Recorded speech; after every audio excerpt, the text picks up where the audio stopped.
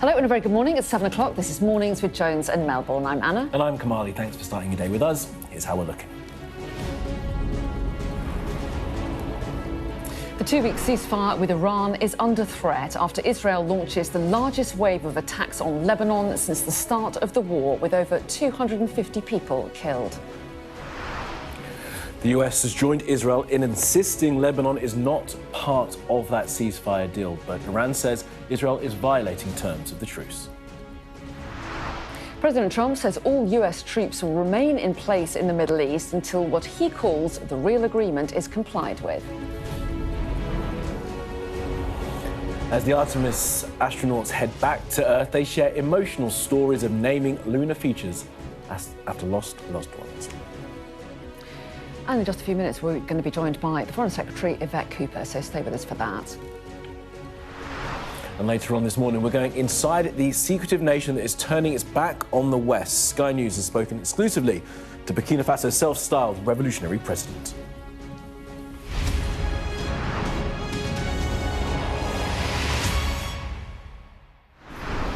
Hello, a very good morning. Thanks for joining us here today. Our top story, Israel's continued campaign against Hezbollah in Lebanon is putting the fragile ceasefire deal with Iran under threat. Tehran has said that Israel is violating the terms of the deal after the IDF launched the largest attack on Lebanon since the start of the war. Yeah, more than 250 people were killed yesterday in over 100 strikes across Lebanon, which took place within 10 minutes. Now, the White House, like those in Israel, insists that Lebanon is not part of the two-week truce. Our international correspondent Diana Magne reports from the north of Israel. Massive destruction in the heart of Beirut, in the centre and the west of the city, bustling residential and commercial districts, not just the southern suburbs, the Hezbollah strongholds, though they've been hit too. Is anyone in there, a man calls out, hoping for signs of life beneath this rubble, great piles of it.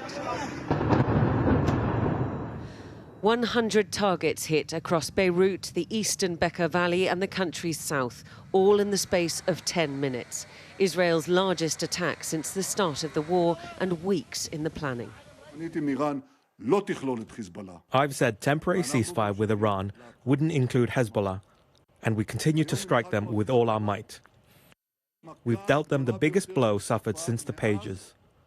We have attacked 100 targets in 10 minutes in places they were certain were immune and bulletproof. And there are significant civilian casualties. How could there not be with this amount of firepower and no prior warning? Hundreds killed, more than 1,000 wounded. It's a crime after a crime. They are martyrs. God bless them. What can we do? We are doing our duty. This is a crime. The state has to do something. This is a separate skirmish, Donald Trump has said, of Israel's fight with Hezbollah, not part of the deal he'd struck. But Iran wanted the guns to stop with this war too, and will be weighing its response. For Israel to hit Lebanon this hard at this point suggests that it is trying to inflict maximum damage on Hezbollah while it still can and before it is forced to stop. We're 10 kilometers from the border here. This is one of those northern communities that has seen its fair share of Hezbollah strikes. And it is towns like this that Israel has said that it is determined to protect at seemingly any cost. You are looking at this one. Okay.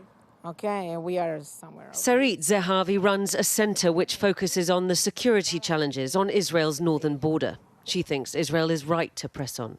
We are tired of wars. We want to make sure that this time something will truly change. Are you prepared to have the war with Iran ongoing if it means that you can keep fighting Hezbollah? We are prepared to defend ourselves as much as it takes. But these don't look much like defensive strikes, whatever Israel says. And Iran is taking note. The Speaker of the Parliament posting that negotiations were unreasonable with 3 of their key conditions unmet: the ceasefire in Lebanon, the entry of a drone into Iranian airspace, and the denial of Iran's right to enrich uranium. This ceasefire deal is already soaked in Lebanese blood, even if there are some miraculous rescues. Israel and Iran both have their fingers on the trigger, ready should the other blink first. Diana Magne, Sky News in northern Israel. Well, there has been continued confusion over the Tehran proposed peace plan. Donald Trump's press secretary pushed back on claims that the president had given in to Iranian demands with the ceasefire, saying that Tehran's rulers had put forward an entirely different negotiation position during private discussion.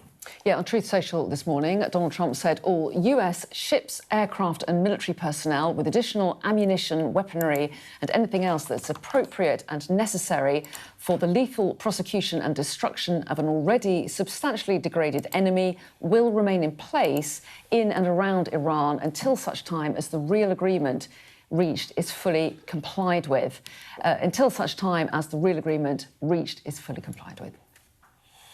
Well, the president has once again criticised NATO for not helping the US with its war against Iran. Speaking to CNN after a meeting with the Secretary General of NATO, Mark Rutte, President Trump said this.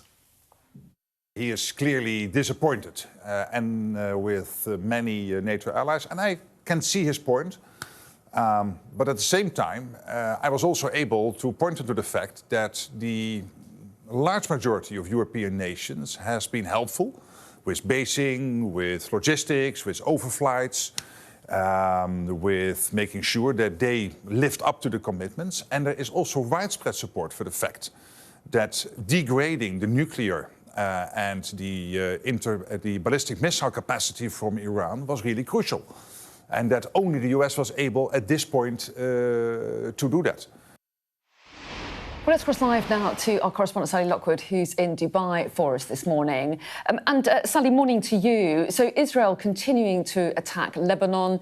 Iran says that's a breach of the ceasefire. How does it feel where you are? Does it feel like the ceasefire is holding? It appears very unclear at the moment, Anna. I think, there was that huge sense of relief yesterday when both sides stepped back from the brink and this 2-week ceasefire was announced. And that sense of relief here in the Gulf turned to disappointment, if not dread, when we saw more incoming fire yesterday. The UAE reported more than 50 missile and drone attacks yesterday. And of course, we've seen the worst of the fighting in Lebanon. But it seems that no one ceased fire yesterday except for the US. Saudi Arabia was also attacked, a vital pipeline in Saudi Arabia that runs east-west out to the Red Sea, allowing them to bypass the Strait of Hormuz at the moment for some of their oil exports. That was hit in what is seen as a significant escalation, a drone attack there. And then in Kuwait, a power plant and a water desalination plant was also hit. So from where we were standing yesterday, it didn't feel like much of a ceasefire. But what we don't yet know is if these were deliberate violations of the ceasefire because of the situation with Israel continuing to attack Lebanon, or whether this is just a consequence of the decentralized structure in which Iran operates and that perhaps there's been poor communication across the ranks, or maybe some members of the IRGC or the Iranian military simply aren't signed up to this ceasefire. There's a lack of cohesion. We don't know. We're going to have to see how the next few days go. But the other thing that was supposed to have been resolved in this ceasefire is the Strait of Hormuz was supposed to have essentially reopened for the safe passage of commercial shipping, and that hasn't happened either. The Iranian regime has said that it is now officially closed in their terms. Not effectively closed physically, but of course they're making it far too dangerous for tankers and commercial ships to pass. And they've said it's now closed if we do not see a ceasefire in Lebanon. But we're hearing conflicting information from the White House, the press secretary Caroline Leavitt saying that's fake news. We've seen an uptick in the number of vessels passing. Well, if you listen to S&P Global Market Intelligence, who monitors this sort of thing, they recorded just 4 ships passing the Strait of Hormuz yesterday, the lowest number so far this month. It feels like the situation is quite a mess at the moment. Both sides can't even agree on what is being agreed on. It certainly feels like negotiators are going to have a very tough time when they hopefully meet in Islamabad later this week. Yeah, that hope remains. Sally, for now, thanks so much for that, Sally Lockwood there in Dubai. Just to let you know that we've got the Foreign Secretary coming into the studio very shortly. We'll be talking to her about the situation in the Middle East. And she has just said in the last few moments that escalation from Israel yesterday was deeply damaging. We'll be asking her a little bit more about that. We certainly are. We're looking here at live pictures of the Lebanese capital, Beirut. 250 people killed in the biggest air raid of the war so far by Israel on Hezbollah targets in Lebanon. Hundreds more injured. And as Anna, you were saying, Foreign Secretary, calling it deeply damaging. We're going to hear more from her shortly. Well, meanwhile, Keir Starmer is continuing his tour of the Middle East today. Speaking from Saudi Arabia, he welcomed the ceasefire between the US and Iran, but admitted there's still a lot of work to do. Let's bring in our political correspondent, Lucy McDade, for a bit more on where we are with all of this right now. And look, Lucy, morning to you. We're not going to ask you to tell us whether or not the truce has been adhered to by both sides, but what's our position on this? What's the UK government's position right now? Prime Minister in the Middle East trying to shore up relationship with allies. Yeah, exactly. So this trip actually was planned before news of this ceasefire, of course, now has taken on a new significance. We're hearing very much the same from the Prime Minister in terms of what they want to be achieving. I think part of the reason for this visit is to put the UK, put Keir Starmer at the front of leading these diplomatic efforts to try and reopen the strait, what it will look like when it does reopen. And I think to say to people at home again that this is a government focusing on the impact that it's having here, the domestic impact on the cost of living, obviously oil and gas prices still high. So I think in terms of what they can do, look, opposition parties are criticising this visit, saying, what is it really going to achieve? What can the Prime Minister do? I think for them it's a visuals thing. It's to say, you know, we are at the front, we are bringing people together. Yvette Cooper, we'll hear from her shortly as well. I think she's very much doing the same. Yeah, yes, and interesting that she's sticking her neck out a bit and saying what she feels about whether or not the ceasefire has been breached. But as you say, the focus as well on what it means for us back in the UK. Yeah, exactly. I think you're right there with those comments from Yvette Cooper. We've got a trail of a speech that she's due to give later, in which, again, she will talk about how important it is to reopen the strait. But she will quite clearly say later that it's having an impact here on mortgage rates, petrol, food prices. As you say there, that criticism of strikes on Lebanon, saying that that must be included in the ceasefire. So the government, in terms of its rhetoric, has certainly got stronger. I think what you can look at what isn't being said as well. So we saw last week Keir Starmer not commenting on criticism that Donald Trump has made, however, making it very clear that we now need to get even closer to European allies. This visit in itself could be seen as a sign that the Prime Minister, well, he's not saying we are distancing ourselves from Donald Trump. We are looking elsewhere and we're shoring up our relationships outside of the United States. Yeah. Thanks very much indeed, Lucy. Thank you. We'll see you later. Now, in recent years, Burkina Faso has become one of the deadliest nations on earth, and now its citizens are placing their hope in the new president. Yes, Sky News has been granted rare access to visit Burkina Faso and interview its military leader. The landlocked West African country sits next to Mali, Ghana and Niger. It's led by a 38-year-old called Captain Ibrahim Traoré. He seized power in a coup in 2022. As leader, he's cut ties with many Western nations and prioritised alliances with Russia and China. Well, Burkina Faso currently faces a wide range of issues. A ban on all political parties is currently in place, while growing jihadist violence has worsened the humanitarian situation. The UNHCR estimates that over 2 million people were forced from their homes in 2025. Captain Traoré spoke to our Africa correspondent, Yusuf El-Bagir, in an exclusive interview.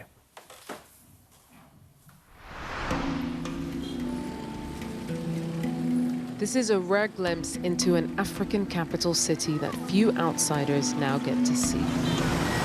In a country recalibrating its place in the world.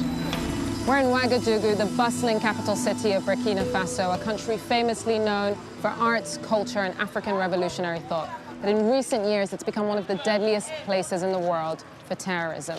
The people here are hoping that under the leadership of their charismatic young president, that they can find sovereignty, security, and freedom from their former colonizer, France. Burkina Faso has grappled with French control in the decades since independence. The country is now denouncing France and leaning into alternative allies like Russia, led by their young president.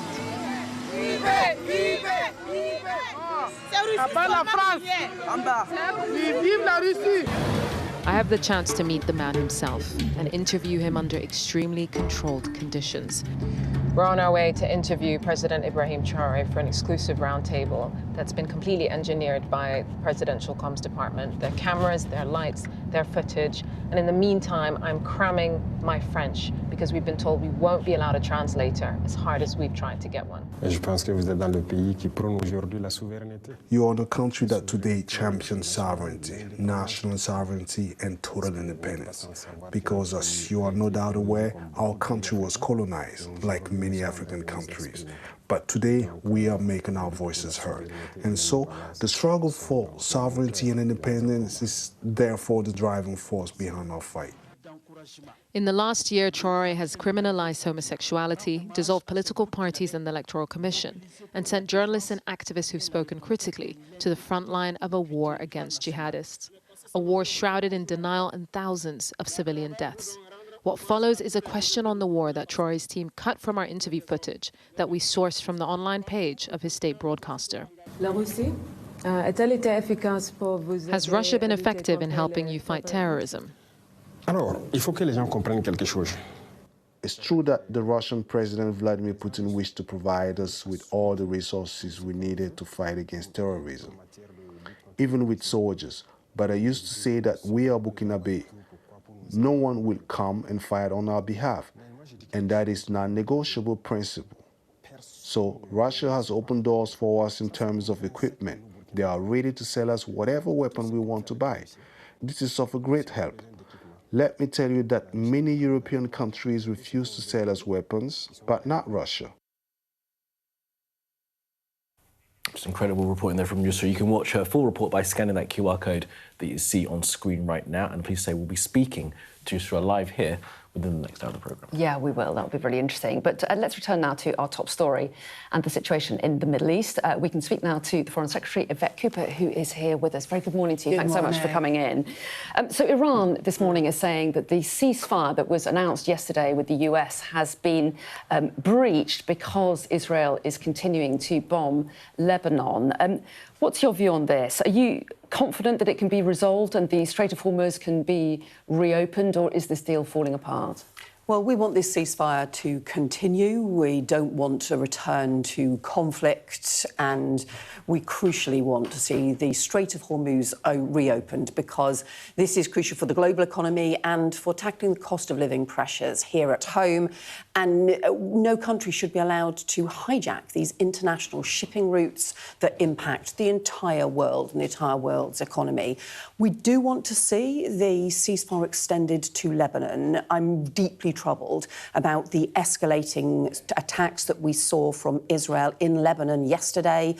We've seen the humanitarian consequences, the huge mass displacement of people in Lebanon.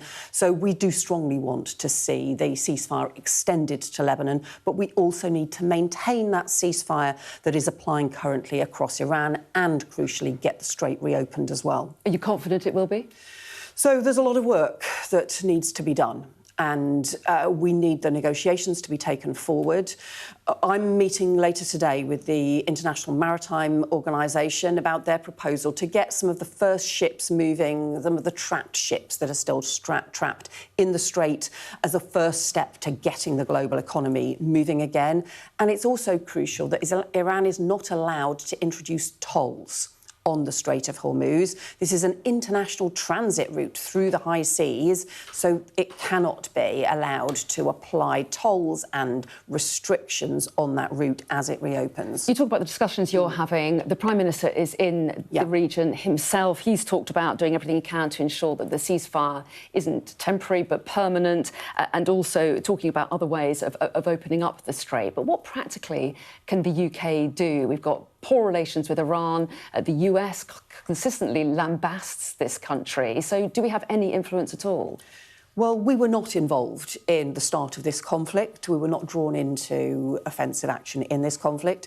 But we do think that we should work alongside other countries across the world to bring it to a sustainable resolution, including on the reopening of the straits. That's why I convened over 40 countries from continents across the world to strengthen that political, that diplomatic pressure on the reopening of the straits. And that is what we will continue to do. We've also been providing providing defensive support for Gulf partners, and that's one of the issues that the Prime Minister will be discussing with those Gulf allies. Well, yes, because he's talking about couple of practical days. steps, not just sort of diplomacy, isn't he? But what do you mean by practical steps? What can practically be done to open up the Strait when Iran says that it will stay closed and can continue attacks? Well, I would not underestimate the importance, actually, of diplomacy and political pressure. That's one of the things that's got us through the work that Pakistan and other countries have done, that's got us to the ceasefire now. And those negotiations now are set to continue, and that is really important. So we should support political and diplomatic processes. We need to make sure that there's any demining that is needed to get the straits reopened. But we need that coalition of countries internationally. You know, where the UK or Britain was involved in drawing up maritime laws in the first place, and that was about building an international consensus over 100 years ago on freedom of navigation. And it's those principles that we're wanting to maintain now, and not have countries sort of change their view and think, well, look, OK, tolling's OK now. Actually, for this particular strait, we wouldn't do that for other straits or Dover or Gibraltar. We cannot have tolling applied. We need proper freedom of navigation restored. When the US announced this ceasefire deal yesterday, they claimed it as a victory.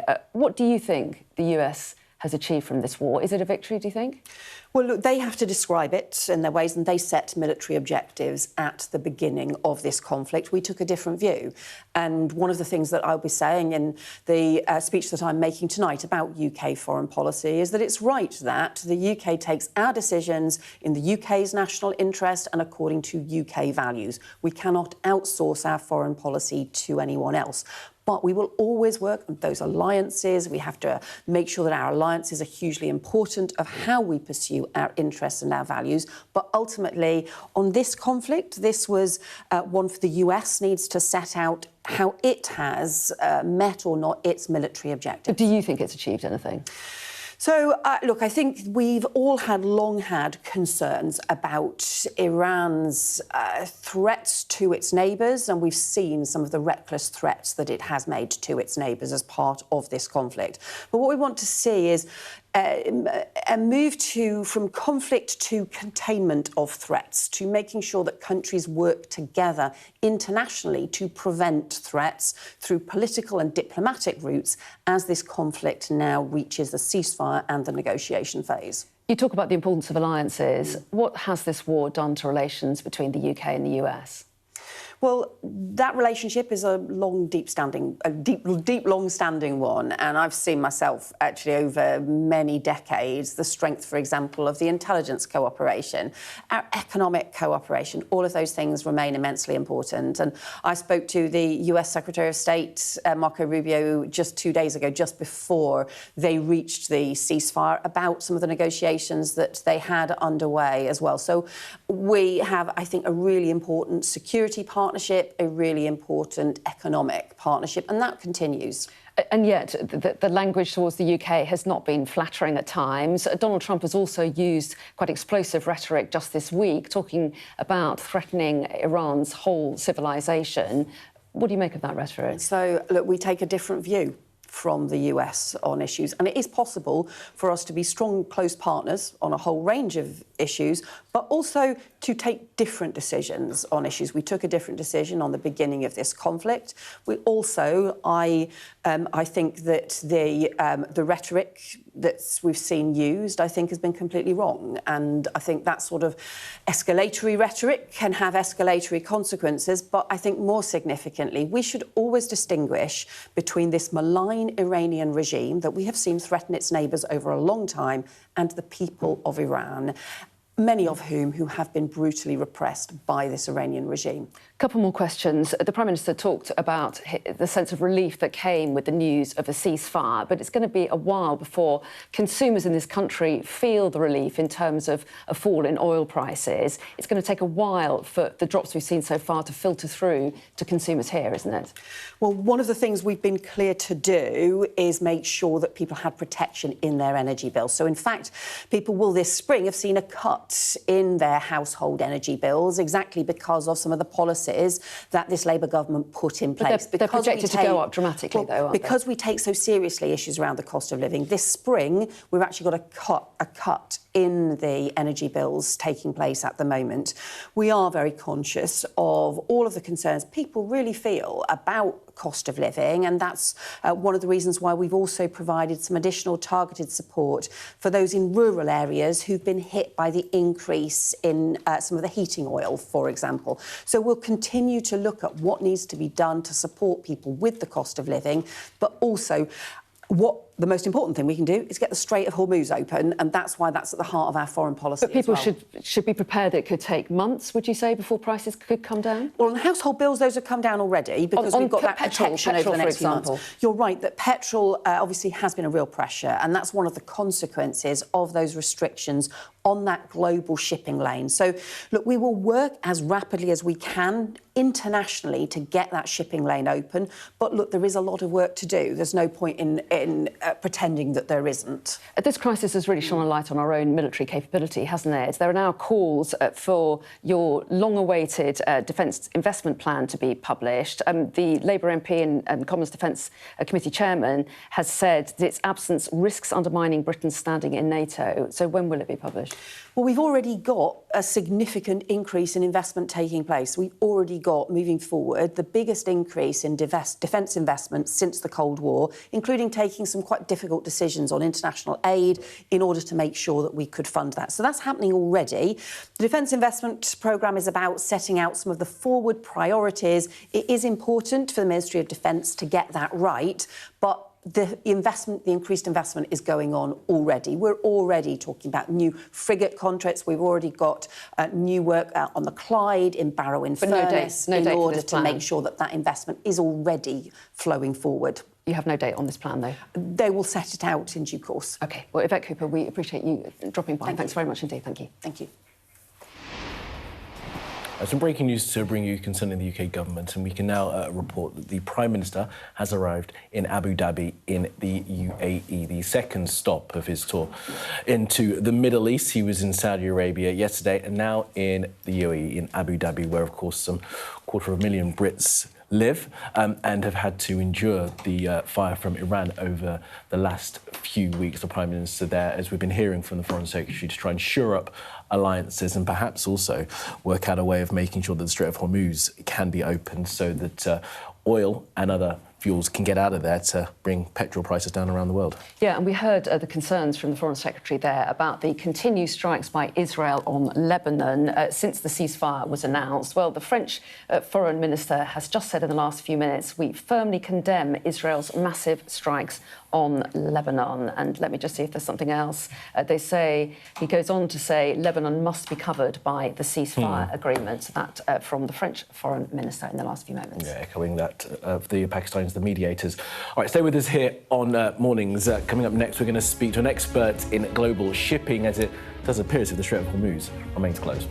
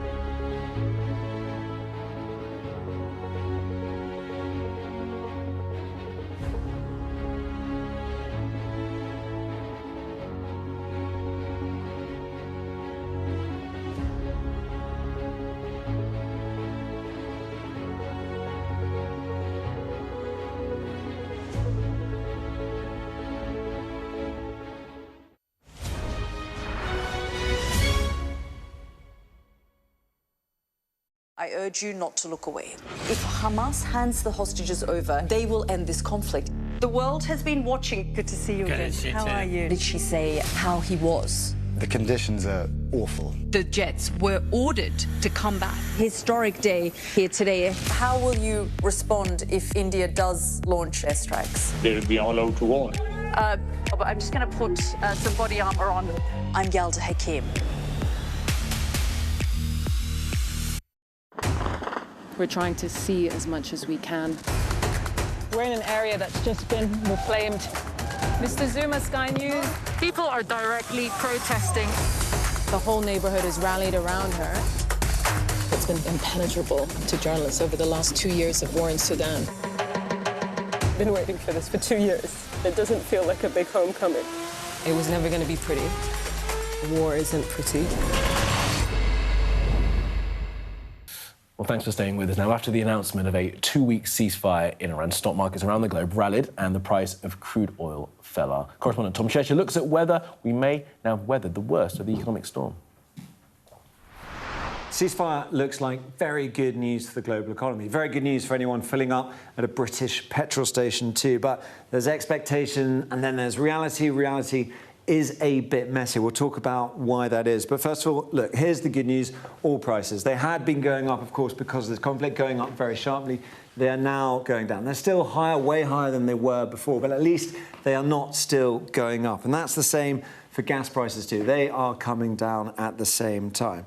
Now, that is because a lot of this relies on passage through the Strait of Hormuz. And here we're going to start talking about the reality. This shows traffic through the Strait of Hormuz. Again, you can see exactly when the war started. That traffic really plunges. That's why it was such a threat to the global economy, to people filling up petrol here and all around the world. So what has been happening since the Strait was declared open? Well, we've been tracking this using marine traffic. And since the ceasefire was announced, in the hours up to that point, we've only seen 2 vessels go through. And look where they've gone through. These are bulk carriers. They've gone through Iranian waters. Actually, one started in Iranian waters before they make their way out. So this isn't perhaps what we might be expecting in terms of global shipping getting moving again. And bear in mind that route. It's really important, close to Iran. So this is the Strait of Hormuz, sort of map form. This is how it usually works. That red line, ships go through there unimpeded. They just go about their normal business, and that means you can get a lot of volume, a lot of stuff in and out. This green dotted line is the Iran-controlled route. We've seen ships taking that throughout this conflict. The fact that even with the Strait open, ships are still taking this route suggests Iran is maintaining control. So what is happening here? If the Strait's open, why aren't ships going through it? Well, there's a lot of uncertainty. A lot of that is down to maybe different statements, different conceptions of what opening the Straits means. We've got Donald Trump on the left, his statement, and Iran's foreign ministry on the right. We don't have to read through all of that, but let's see what they said about the Strait. So Donald Trump talks about the complete, immediate and safe opening of the Strait, whereas Iran's foreign minister, he was a little more nuanced, a little more maybe in the reality of this. He said for a period of 2 weeks, safe passage through the Strait of Hormuz will be possible via coordination with Iran's armed forces and with due consideration of technical limitations. 2 really important points. Armed forces, that suggests Iran is in control, at least according to its foreign ministry, and with due consideration of technical limitations. That is putting the brake on it. We're not just going to see traffic moving, even if companies wanted to move. That is a suggestion there. There'll be technical limitations, that it will be slightly throttled. We won't be going back to pre-conflict levels of traffic, and that's before we even consider reports that Iran is going to charge ships to move through this. So the upshot of all that is fuel prices here may remain high for some time. So you've got diesel prices here in black, you've got petrol and green. Diesel a lot higher, it's increased because we have to import a lot more of it. But both have had that rapid rise. They may stay high for a bit longer. And then the cost of shipping, that also surged with war. It has come down a bit too. Again, there's a bit of expectation there because you're building weeks, months in advance. But this is all contingent on the Strait being open as built. At the moment, it doesn't seem like that is the case. And it's the nature of a ceasefire. This isn't the end of a war. This is a ceasefire. There is a lot of uncertainty still to come. That's Tom Cheshire reporting this. Bring in Dr. Ian Rolby, who's a maritime security analyst. Dr. Rolby, thanks so much for making the time to speak to us today. So look, what are the options going forward for shipping? Because I guess what's happened in the past 5 weeks tells us that we can't continue to have our shipping and maritime traffic dictated by countries that we don't get on with.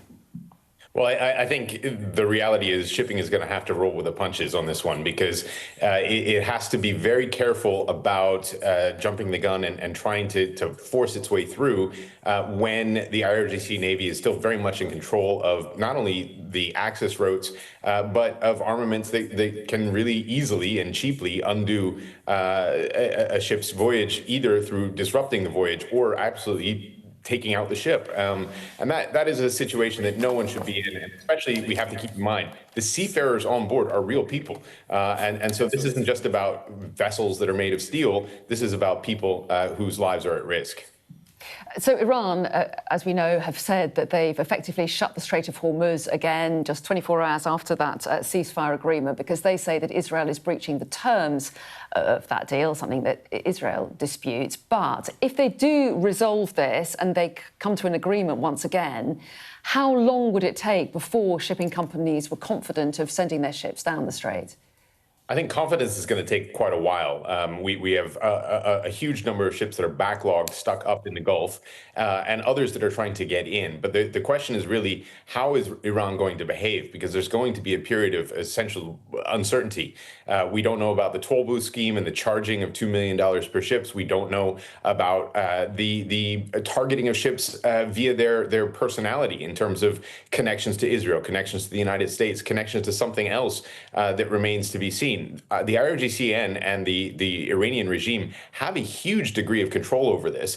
And I think what they're trying to pursue is a new normal for how transit through that particular strait will proceed. We have different regimes in different straits. Generally, you can't hamper the passage, but we do have something like the Montreux Convention in the Turkish straits of both the Bosphorus and the Dardanelles, and that limits access to the Black Sea in wartime and certainly for war ships. This is something different. This is now a potential money-making scheme for the Iranian regime throughout all time. And so what they may pursue in order to hold on to their strategic advantage of controlling that strait remains to be seen. I'm glad you mentioned the Montreux Convention, because that is the only thing that's sort of analogous slightly to this, as you say, but that's not a money-making scheme. There's nothing around the world that would have tolls in place on shipping lanes right now, is there? And as you say, if this becomes the new normal, who's going to be paying those tolls? Well, that's a very, very important question. And I think that we do see, charges for going through a canal, where inherently the point is to pay for the infrastructure to be maintained, to be serviced. But that's very different than a strait. And the international legal regime around transit passage through straits is clear. You can't hamper it, even in wartime. And so this is something that is outside of the realm of what we've seen anywhere else. And it could potentially set a new precedent that is extremely dangerous for the freedom of navigation worldwide. Because if the Iranians are allowed to charge $2 million per ship with 120 to 30 ships going through a day, that could end up inspiring others who control other straits, like the Bab el-Mandeb, like the Singapore Strait, Strait of Malacca, to want to charge as well. And that could put us in a very dangerous and precarious position for the cost of shipping and thus the cost of goods worldwide. So this is outside of the realm of what we're used to dealing with, both in terms of shipping and in terms of negotiations in a conflict.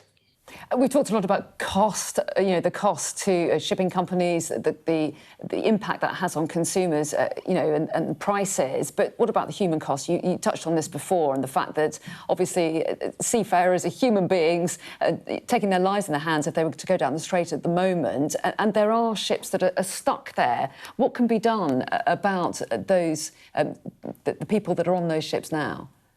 I think it's really important for us to care. That's one thing that is sometimes hard to do when the price of everything is going up. But we have to remember that these people are risking their lives at this point to carry our goods, to carry that oil and gas, to carry food in and out, to carry medicine, supplies, fertilizer. And that is something that we often overlook. 90% of world trade happens by sea, but that is all happening at the hands of human beings. And it is not just dangerous and difficult for them to pass through. It's very dangerous and difficult to be stuck as sitting ducks in the Gulf, where we've seen attacks on ships in port. occur regularly over the last few weeks. And so the support to the shipping world is often lacking. But at this time, we need to be doing everything we can to try to make it more safe. And rhetoric does matter. So, threatening the lives of every Iranian citizen doesn't necessarily help when the response to that is often to attack those who are carrying goods, who are often coming from third countries that have absolutely nothing to do with this conflict whatsoever. So it is helpful to be mindful that our goods are in the hands of real people. Absolutely. Ian Rolby, really good to get your expertise and analysis this morning. I'm sure we will speak again as this goes on. Thanks for being with us, Ian. Thank you. Well, let's bring in now Greg Karlstrom, who's Middle East correspondent for The Economist. Very good morning to you, Greg. Thanks for talking to us. So Israel has continued to strike Lebanon after the announcement of a ceasefire. Iran says that breaks the terms of the ceasefire, but Israel denies that and the US has backed them. So what is your thought on this? Do you think this can be resolved? This is one of the problems with this very Trumpy way of doing a ceasefire. I mean, normally, if you make a diplomatic agreement, you put the terms of that agreement on paper, you write everything down, you share it publicly.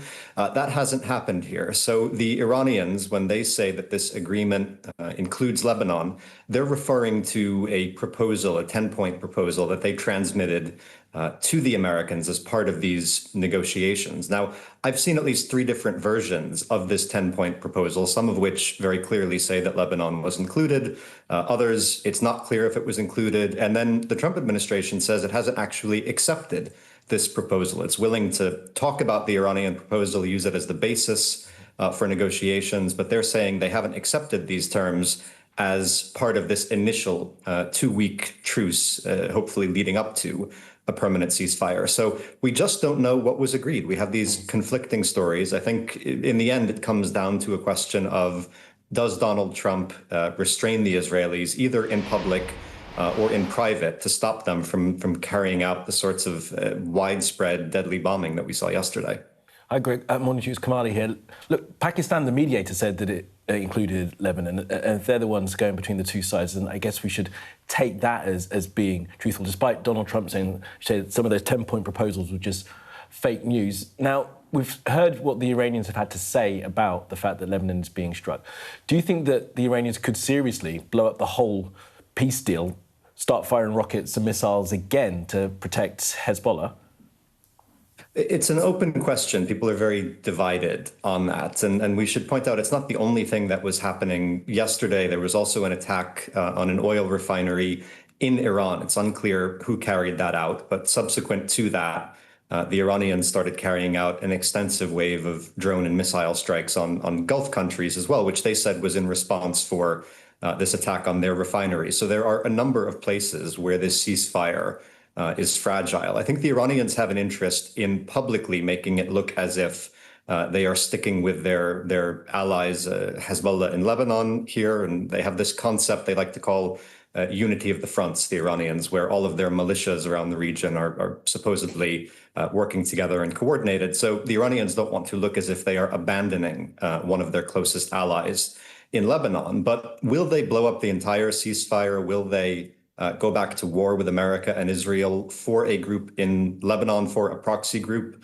I'm not sure that they will. I think some of this might be bluster, and there's a chance that unless Israel continues to carry out these sorts of very, very widespread deadly attacks, we might see the deal remain in effect. Well, yes, and what do you think about what Israel will do next? Under pressure to stop bombing Lebanon and Hezbollah targets there, they clearly feel that they still have much of this operation they want to continue to carry out. Will they succumb to the pressure on them to stop? I mean, the message from the army is that they are not going to succumb, that they are going to keep going in Lebanon. And that's also the message we've heard from Benjamin Netanyahu, the Israeli prime minister. He was politically embarrassed by this ceasefire with Iran. He wasn't consulted on it. He wasn't brought in on it. He was told sort of at the last minute by Donald Trump that the Americans were going to agree to this and it would be binding on the Israelis as well in Iran. So he's taking a lot of flack for this politically from across the political spectrum in Israel. You speak to some people in Israel who think they have escalated now in Lebanon not just because they have more planes available, warplanes available with the ceasefire in Iran, but also to shift the focus politically away from the ceasefire and back to the war in Lebanon. Now, will they continue doing what they did yesterday, killing hundreds of people, bombing hundreds of targets across the country? Will it be that extensive, or will it go back to the still bloody, still horrific, but lesser war that we saw in previous weeks? I think it might end up being the latter. Greg, look, the Prime Minister, Sir Keir Starmer, is in the region now. He was in Saudi yesterday. He's going to the UAE today. He's in Abu Dhabi right now.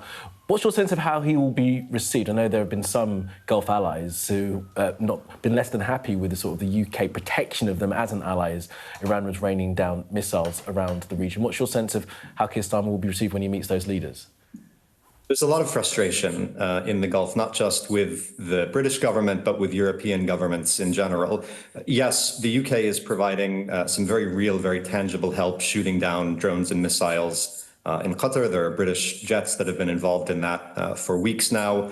French are doing something similar in the United Arab Emirates. So there has been some help, but there's a frustration that there is no commitment, no firm commitment on the part of European governments to take part in any sort of maritime mission in the Strait of Hormuz after the war. Gulf governments are aware that trying to wrench that strait open by force during the war is difficult, but they want commitments from their allies to provide security in the strait after the war. It's vital for their economies, and they want some help securing it. And they're frustrated that there haven't been stronger commitments around that. They're particularly angry at France, which joined Russia and China in vetoing a UN resolution the other day that would have authorized a maritime mission in the Strait of Hormuz. So there's frustration with the Americans and the chaotic way that they've conducted this war. There's frustration with the Europeans. If you're a Gulf government right now, you don't really know where to turn for security help. Really interesting stuff. Really interesting to get your analysis on it as well. Greg Carson, thanks very much indeed for talking to us this morning. Thank you. You talking to us, Greg. Good morning to you. Now, the Bank of England is warning that more and more supermarkets are planning to use digital labels. Could this signal the arrival of dynamic pricing in supermarkets? Well, let's bring in Ollie now. He's here with us to explain. So we've heard about dynamic pricing for concert tickets, and that got companies into hot water. What's the suggestion here, then? So the Bank of England says last year there was around 1 in 5, 20% of companies that were looking at bringing in surge pricing or dynamic pricing, because we've got AI now, we've got loads of data that's out there. Supermarkets, shops can really start to hone down their pricing depending on weather, how much demand there is, all that sort of stuff. But next year, it looks like almost 1 in 3 companies are thinking of bringing in similar strategies. So potentially what it could mean is on a hot weather day, lots of people are out buying ice creams. And so certain supermarkets could say, right, well, we're going to increase the price and we could potentially get more profits here. There is no indication yet from any of the supermarkets that this is about to happen.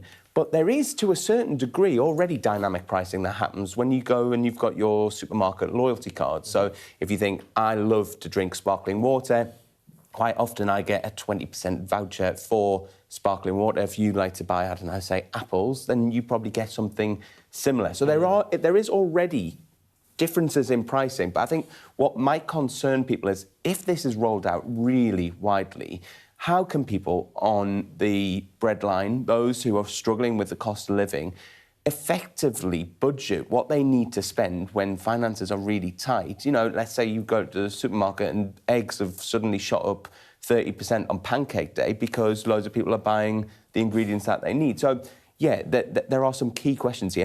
And would the government bring in some regulation around this? This is fascinating to me, and I can't believe... I mean, I suppose the thing would be that if it's going up, it could go down as well. So on those hot days when ice cream's expensive, I don't know, sticky toffee pudding and custard will be cheaper because people aren't putting the oven on, I guess. Yeah, or it's a hot day in London, shorts have gone sky high, but in Glasgow it's cold and raining and you can get yourself a bargain.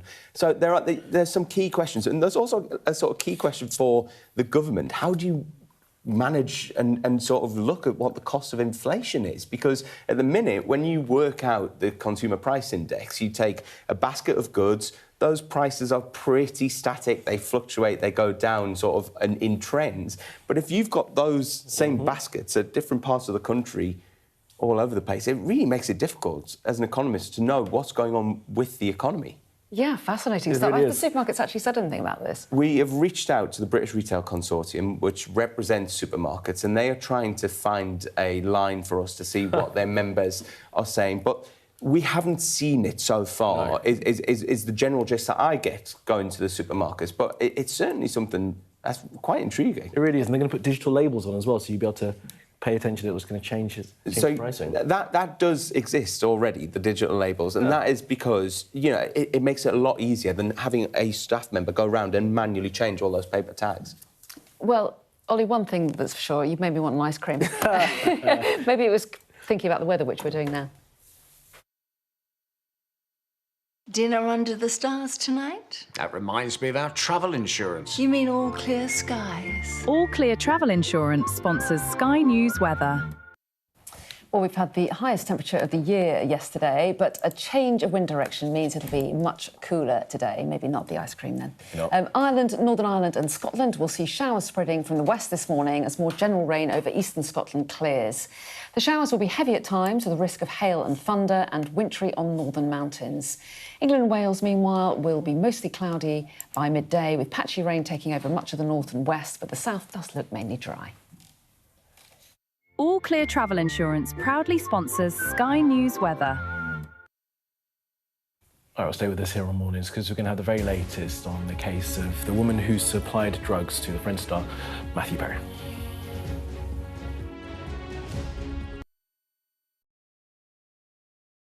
I'm Adam Parsons, Sky's Middle East correspondent. We've just entered Gaza. The vista out there is complete destruction. I'll always remember going into Gaza City during the war. All around us was destruction and the sounds of battle. What you see a lot of here are military machines, soldiers, devastation and destruction. What you see very little of are the locals, the Gazans, the people who used to live here, the ghosts of this town. I witnessed the scars of the October the 7th attacks, burnt out homes, bullet holes in walls, and bloodstains on the floor. People were murdered. You have the black flag, you have the yellow flag. People were kidnapped. Inside this convoy, prisoners released by Israel in exchange for their hostages. The Israelis insist that many of these prisoners are terrorists, but here the Palestinians consider them a blend of freedom fighters and political prisoners. There were tears and there was defiance. This land has been farmed for hundreds of years, but now it's a scene of conflict. Israeli settlers have come to this area to seize land.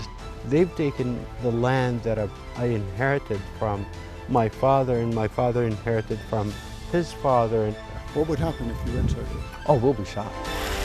This is a place where the past is cherished, but the future is feared. These are the settlers in waiting, keen to start a new life, to annex Gaza for Israel. The least we can do is just kick them out of our land. Gaza, which is just 2 miles in that direction, is under attack again. Sky News, get the full story first. What's the best thing about being a Sky News presenter? Perfect. Let's bring you some breaking news. Being a Sky News presenter. I began by asking, thank you so much, trusting us to tell her story. The battle for number 10. Sky News has been given exclusive access. Let me give you a sneak peek. It was the day those present would never forget. Why did you decide to open up and tell your story? What's the best thing about being a Sky News presenter? Perfect. Let's bring you some breaking news. Being a Sky News presenter. I began by asking, thank you so much, trusting us to tell her story. The battle for number 10. Sky News has been given exclusive access. Let me give you a sneak peek. It was the day those present would never forget. Why did you decide to open up and tell your story? A woman known as the ketamine queen who supplied actor Matthew Perry with the drugs that led to his death has been jailed for 15 years. Yeah, Jasveen Sangha pleaded guilty to selling the star the fatal dose in 2023. Our US correspondent Martha Kellner has this.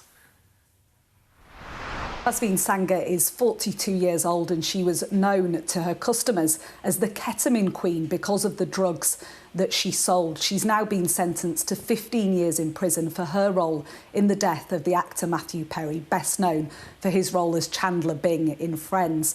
Perry was found dead inside a hot tub at his home here in Los Angeles in October 2023. Jasveen Sangha had initially pleaded not guilty, but with her trial just a few weeks away, she changed her plea to guilty on 5 federal charges. They carried a maximum sentence of 65 years in prison, although the prosecution had sought 15 years, which is exactly what the judge handed down in the end. Matthew Perry's mother, Suzanne, and his stepfather, Keith Morrison, were inside court as that sentence was handed down. Court documents showed that Jasveen Sangha had supplied Matthew Perry with 50 vials of the drug ketamine in the lead up to his death, including the fatal dose which was administered to Matthew Perry by his assistant at the time. Jasveen Sangha's lawyer, Mark Garrigus, said that the sentence handed down was far too steep. He said he was bitterly disappointed. He said there's no way that Jasveen is 5 times more culpable than the person who injected Matthew Perry with the drug or the doctor who got the drug. To me, it's absurd in the literal meaning of the word. She will receive the harshest sentence of any of the 5 defendants in this case, the case of Matthew Perry's death. Jasveen Sangha cried as Keith Morrison, Matthew Perry's stepfather, addressed the court. She told the court that she would do better in the future, adding that she'd given herself no other choice.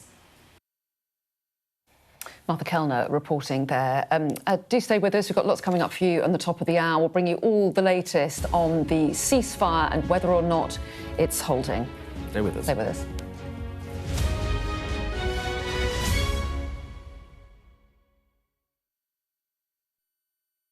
I urge you not to look away. If Hamas hands the hostages over, they will end this conflict. The world has been watching. Good to see you again. How are you? Did she say how he was? The conditions are awful. The jets were ordered to come back. Historic day here today. How will you respond if India does launch airstrikes? They'll be all out to war. I'm just going to put some body armor on. I'm Yalda Hakim.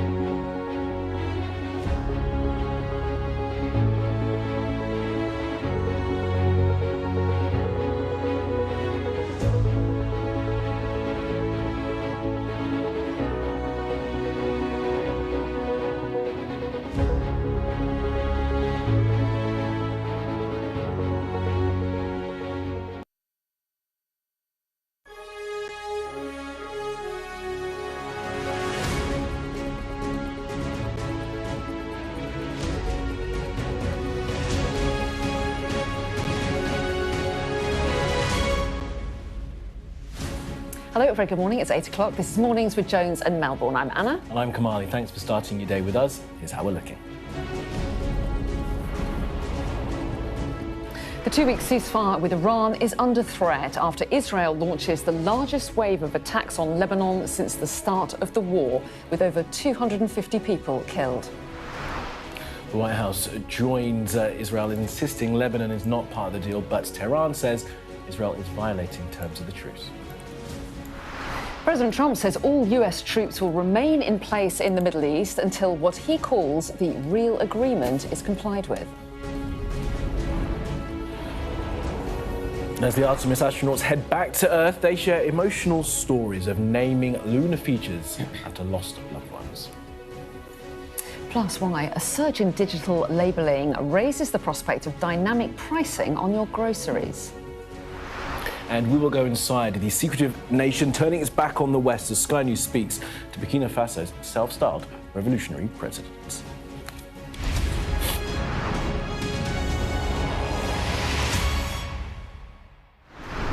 Hello, good morning and thank you for being with us. Our top story this hour, and Israel has continued its campaign against Hezbollah in Lebanon, putting the fragile ceasefire deal with Iran under threat.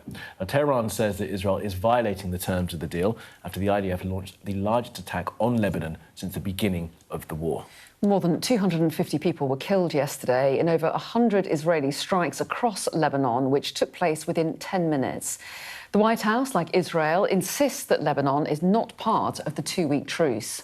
Our international correspondent Diana Magnay reports from northern Israel.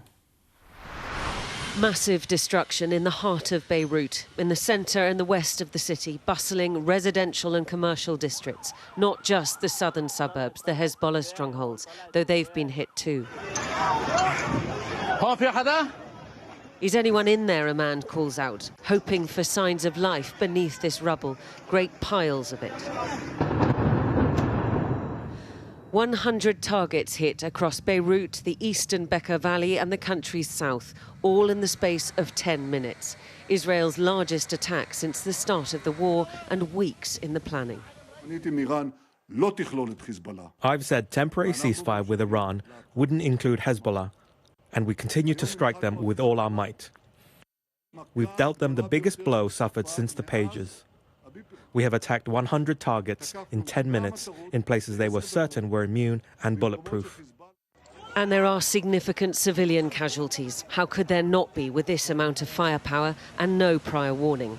Hundreds killed, more than 1,000 wounded. It's a crime after a crime. They are martyrs. God bless them. What can we do? We are doing our duty. This is a crime. The state has to do something. This is a separate skirmish, Donald Trump has said, of Israel's fight with Hezbollah, not part of the deal he'd struck. But Iran wanted the guns to stop with this war too, and will be weighing its response. For Israel to hit Lebanon this hard at this point suggests that it is trying to inflict maximum damage on Hezbollah while it still can and before it is forced to stop. We're 10 kilometres from the border here. This is one of those northern communities that has seen its fair share of Hezbollah strikes. And it is towns like this that Israel has said that it is determined to protect at seemingly any cost. You are looking at this one. Okay. Okay, and we are somewhere else. Sarit Zehavi runs a centre which focuses on the security challenges on Israel's northern border. She thinks Israel is right to press on. We are tired of wars. We want to make sure that this time something will truly change. Are you prepared to have the war with Iran ongoing if it means that you can keep fighting Hezbollah? We are prepared to defend ourselves as much as it takes. But these don't look much like defensive strikes, whatever Israel says. And Iran is taking note. The Speaker of the Parliament posting that negotiations were unreasonable with 3 of their key conditions unmet: the ceasefire in Lebanon, the entry of a drone into Iranian airspace, and the denial of Iran's right to enrich uranium. This ceasefire deal is already soaked in Lebanese blood, even if there are some miraculous rescues. Israel and Iran both have their fingers on the trigger, ready should the other blink first. Diana Magnay, Sky News in northern Israel. Now, there's been continuing confusion over the Iranian proposals for their peace plan. Donald Trump's press secretary pushed back on claims that the president had given in to Iran with its demands, saying Tehran's rulers have put forward an entirely different negotiation in private.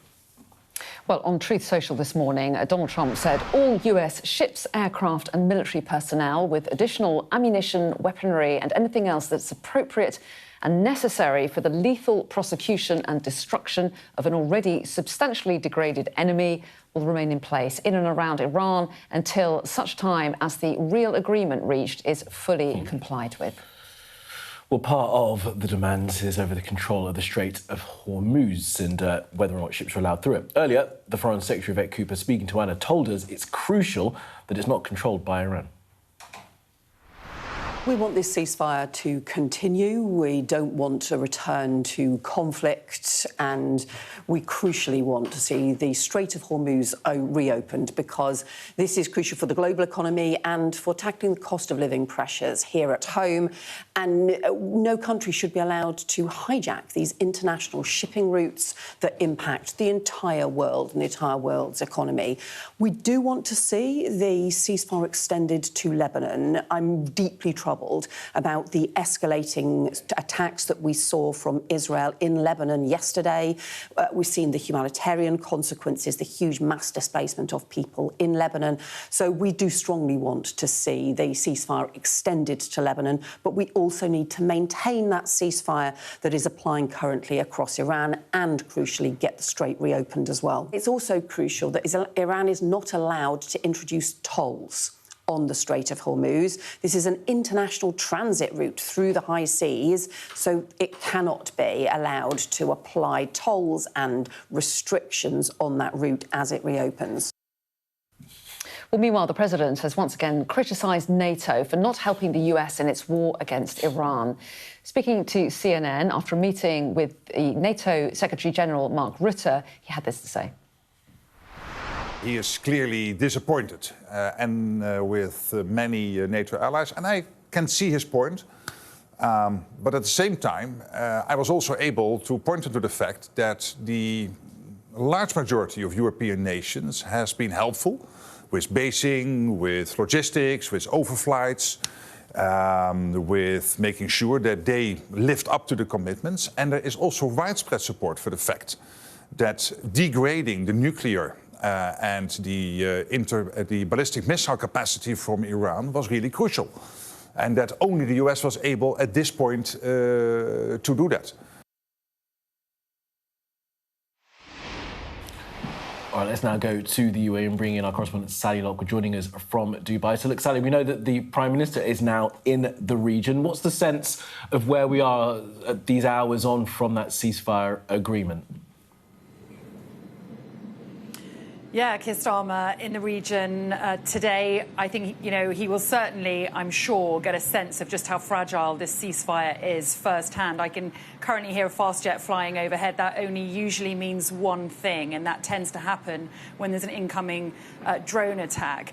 And certainly, I think that sense of relief that people felt in this region when we heard that both sides had stepped back from the brink and that there was a 2-week ceasefire that was now in place, that turned to real disappointment yesterday, if not dread, when we heard missile and drone incoming fire and air defence blasts in the sky, the UAE confirming more than 50 drone and missile attacks yesterday after this ceasefire was supposed to have begun. In Saudi Arabia, a key oil pipeline was struck there in what is viewed as significant escalation. It's a key pipeline that runs east-west out to the Red Sea, allowing Saudi Arabia to bypass the Strait of Hormuz at the moment. And as far as I understand, that is the first time this has been hit in this war so far. Kuwait reported a power plant and a water desalination plant was struck yesterday. From where we were sitting, it did not feel like much of a ceasefire. And of course, the worst of the fighting by far was in Lebanon. It seemed that the only party that actually ceased fire yesterday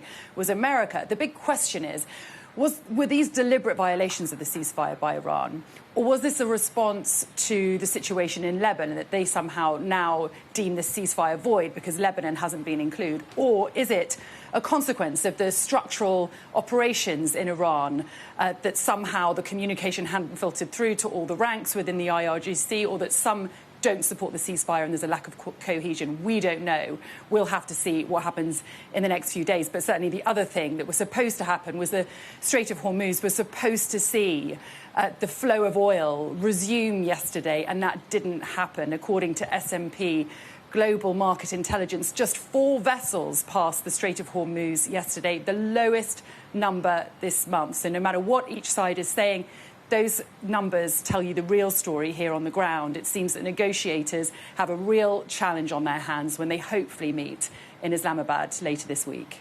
Absolutely do. All right, Sally, for now, in the UAE, thank you so much for that. Let's bring in Lucy Maded, our political correspondent. Lucy, great to have you with us. So look, as Sally was mentioning there, Prime Minister in the region right now trying to shore up, I guess, the UK support for its allies there. Yeah, absolutely. So Keir Starmer has just recently, in the past few minutes, arrived in Abu Dhabi. This is the second day of his visit to the Gulf region. I'm just looking now, actually, a video posted by a senior diplomat in the Foreign Office is there. And he's saying, you know, this trip is about reaffirming the UK's solidarity with our Emirati friends, strengthening shared security. It's very similar to what we saw yesterday with the Prime Minister in Saudi Arabia, talking about improving defence relations. I think, I said this earlier, but rather than listening to what the Prime Minister is saying, I think you can look at kind of the optics of this trip. Last week, we heard him talking about Donald Trump wanting to get even closer to European allies. I think we can see this as a step from the Prime Minister, that he is trying to say to the world, I am leading on steps to reopen the Strait of Hormuz, but also, I suppose, make sure that relationships elsewhere from the US are just as strong.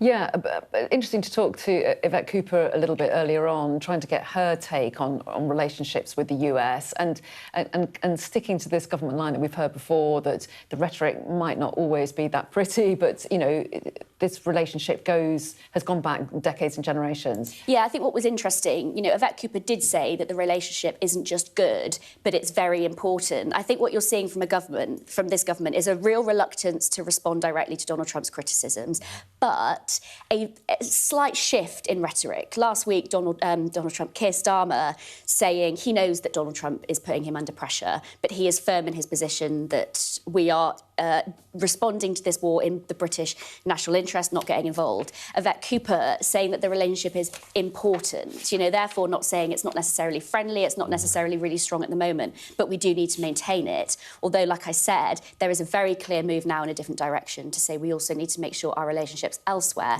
are really, really strong. Probably just telling how far the relationship has fallen, that the British government aren't be able to be full-throatedly behind the US in its wars abroad at this time. Yeah, absolutely. Interesting stuff. Lucy, thanks very much indeed. Thank you.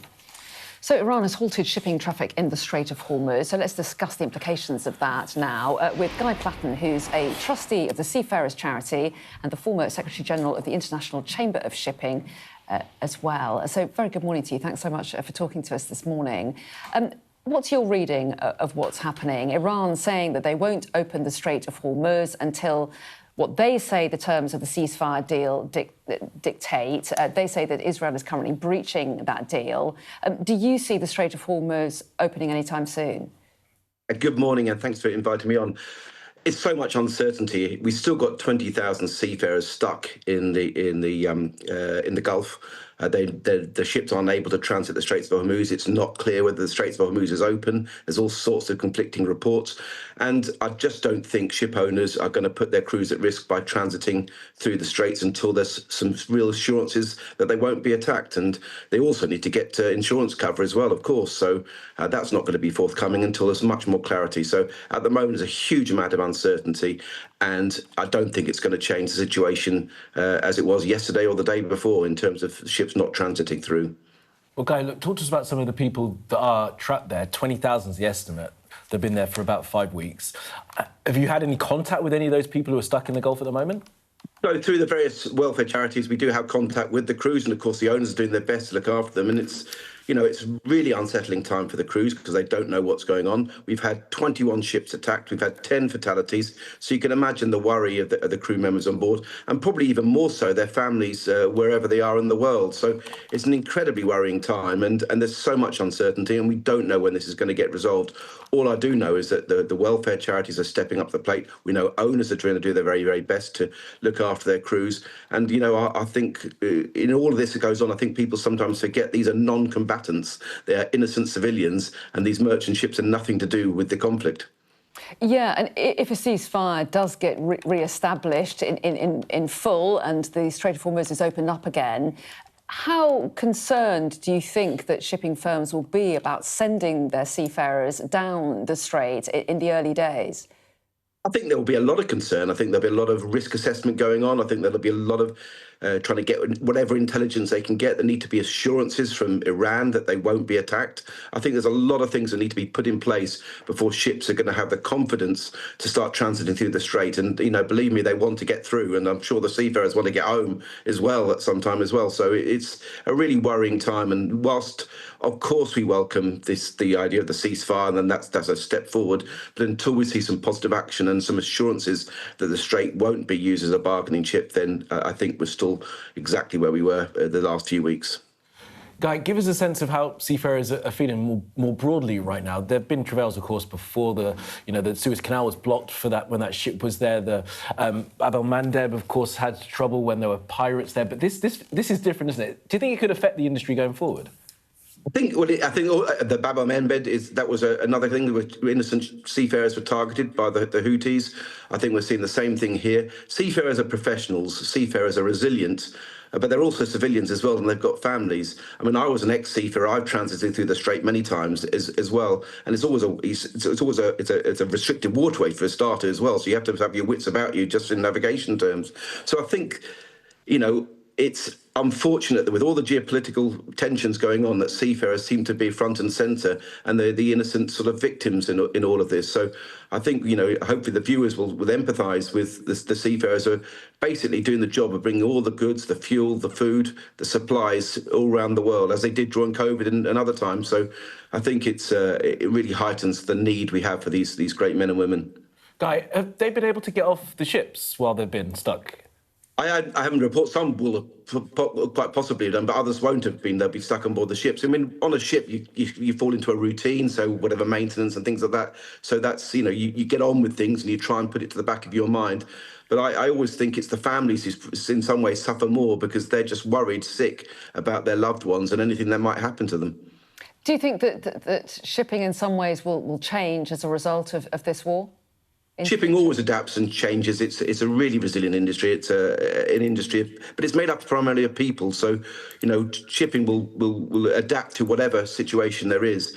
But what we'd like to see is the upholding of international law. We'd like to see the reassurance of the right of innocent passage through straits like the Strait of Hormuz, and actually let's get that common playing field, you know, through the International Maritime Organization that allows these men and women to go about their business without fear of attack. Well, we appreciate you coming on this morning. Thank you so much for talking to us today and giving your views on the strait. Guy Platten, thanks very much indeed. Thank you. Thanks, Guy. Let's just bring you a little bit of breaking news.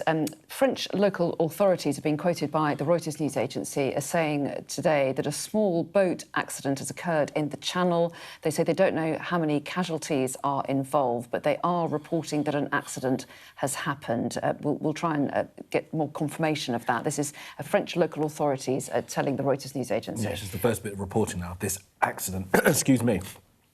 Just some detail as to the situation in the Channel right now. Of course, many boats have been crossing. 462 people, it's reported, crossed in the last week. There's reports of about 137 crossing yesterday. Of course, we had pretty decent weather, which does encourage crossing. The first reports we've had of that accident in the Channel, we'll get more detail, which I'm sure will be coming through in the next short while.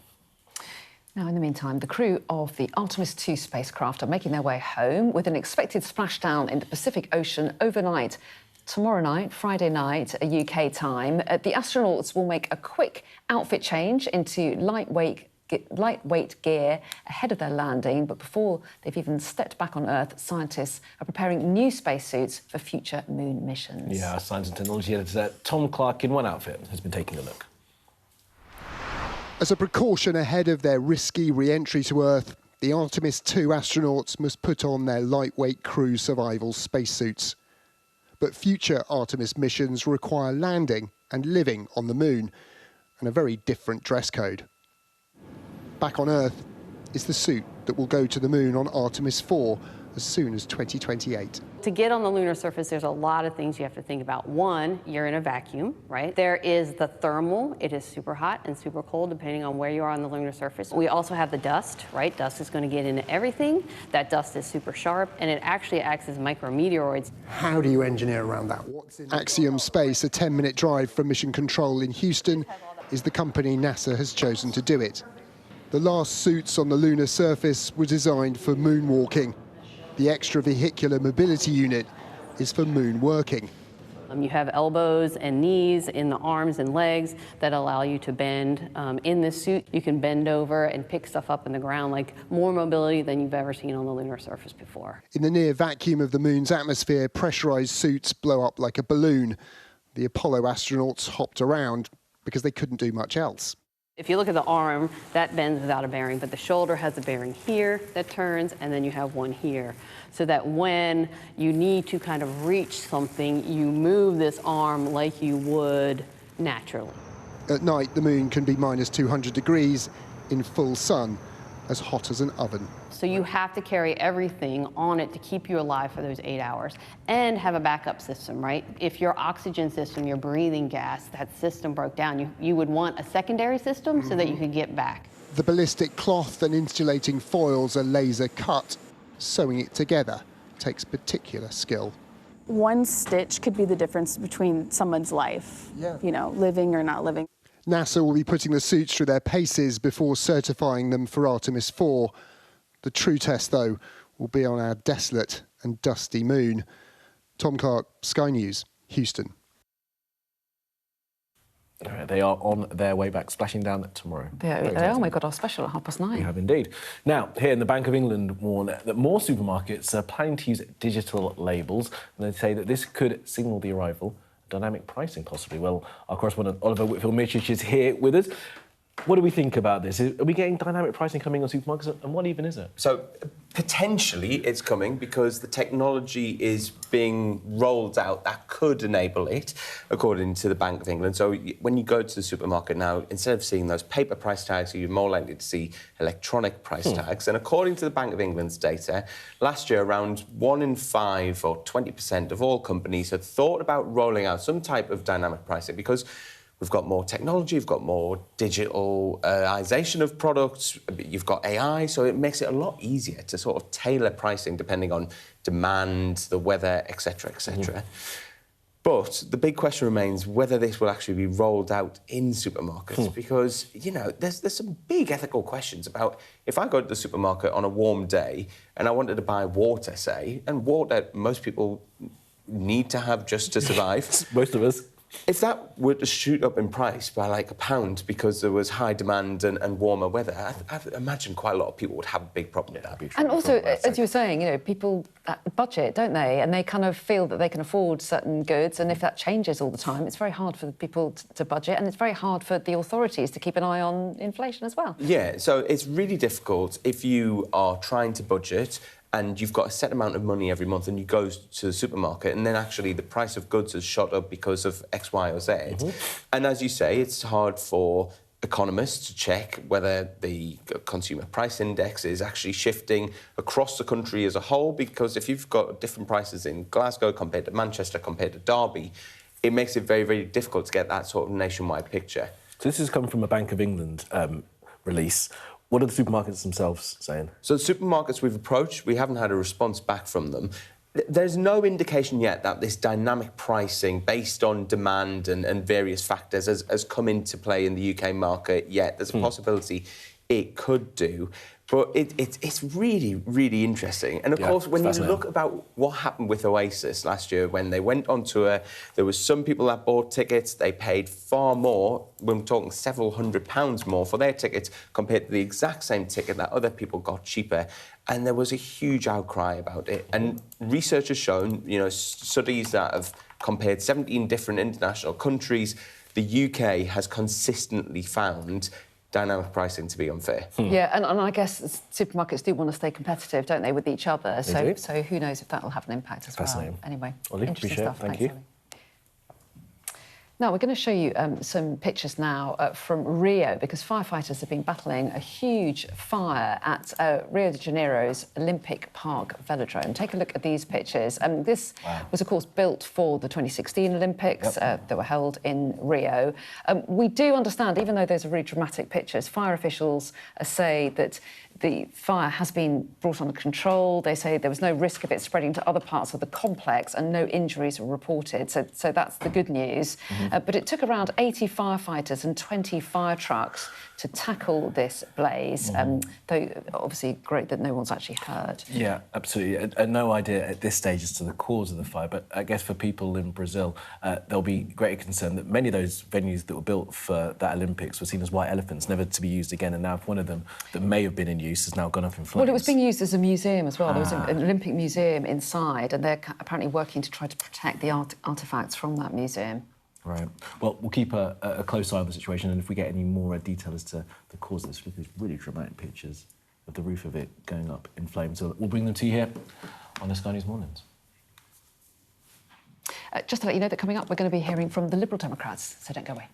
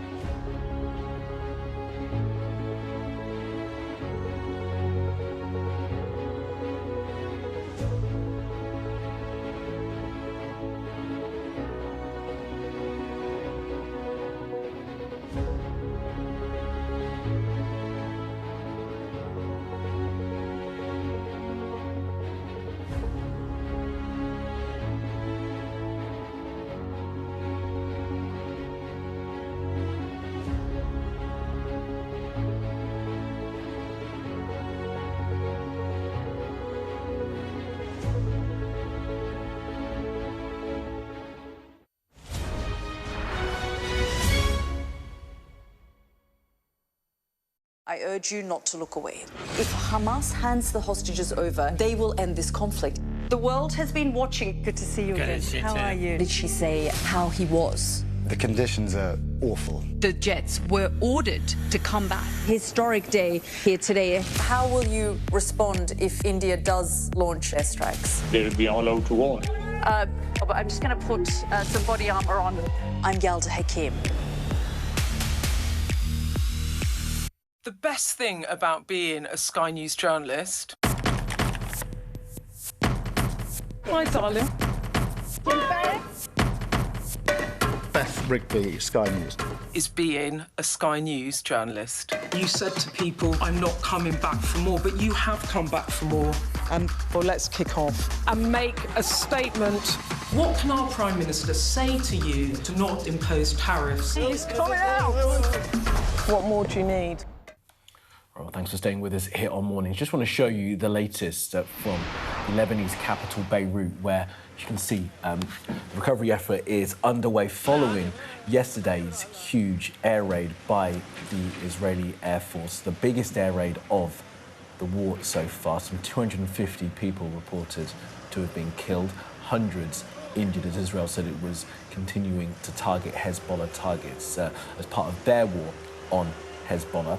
This came in the hours after the ceasefire was agreed, and there is now some disagreement as to whether or not Lebanon and Hezbollah were a part of that ceasefire. Pakistan and Iran say yes, they were, and that this essentially is a violation of the ceasefire deal. Israel and the United States say that Lebanon, Hezbollah, not part of the ceasefire deal. So still some confusion there. But for those in Beirut dealing with the aftermath of this huge strike, that won't matter as they once again try and recover from a huge Israeli airstrike. Yeah, we had the Foreign Secretary, Yvette Cooper, here in the studio about an hour ago, didn't we, who said that she's deeply troubled by Israel's strikes on Lebanon. She said she was troubled about the escalating attacks that she saw yesterday. She said we've seen the humanitarian consequences and the huge mass displacement of people in Lebanon. She also acknowledged that there was a lot of work that needed to be done to reopen the Strait of Hormuz because Iran has said that because they believe that the ceasefire deal has been breached, they're not opening up the Strait of Hormuz. But she said she was going to be meeting with the International Maritime Organization later today to talk about their proposal to get some of the ships moving. She also did say it was crucial that Iran shouldn't be allowed to apply tolls to the Strait. Yes. That's been one suggestion, that perhaps they would continue to charge ships travelling down the Strait, something obviously there's been an international outcry over. Absolutely, something, of course, that was not in place before the US-Israel war began. Now, after the announcement of that two-week ceasefire in Iran, stock markets across the globe rallied and the price of crude oil plunged. Well, our correspondent Tom Cheshire looks now at whether we may have weathered the worst of the economic storm. Ceasefire looks like very good news for the global economy. Very good news for anyone filling up at a British petrol station too. But there's expectation and then there's reality. Reality is a bit messy. We'll talk about why that is. But first of all, look, here's the good news. Oil prices. They had been going up, of course, because of this conflict, going up very sharply. They are now going down. They're still higher, way higher than they were before, but at least they are not still going up. And that's the same for gas prices too. They are coming down at the same time.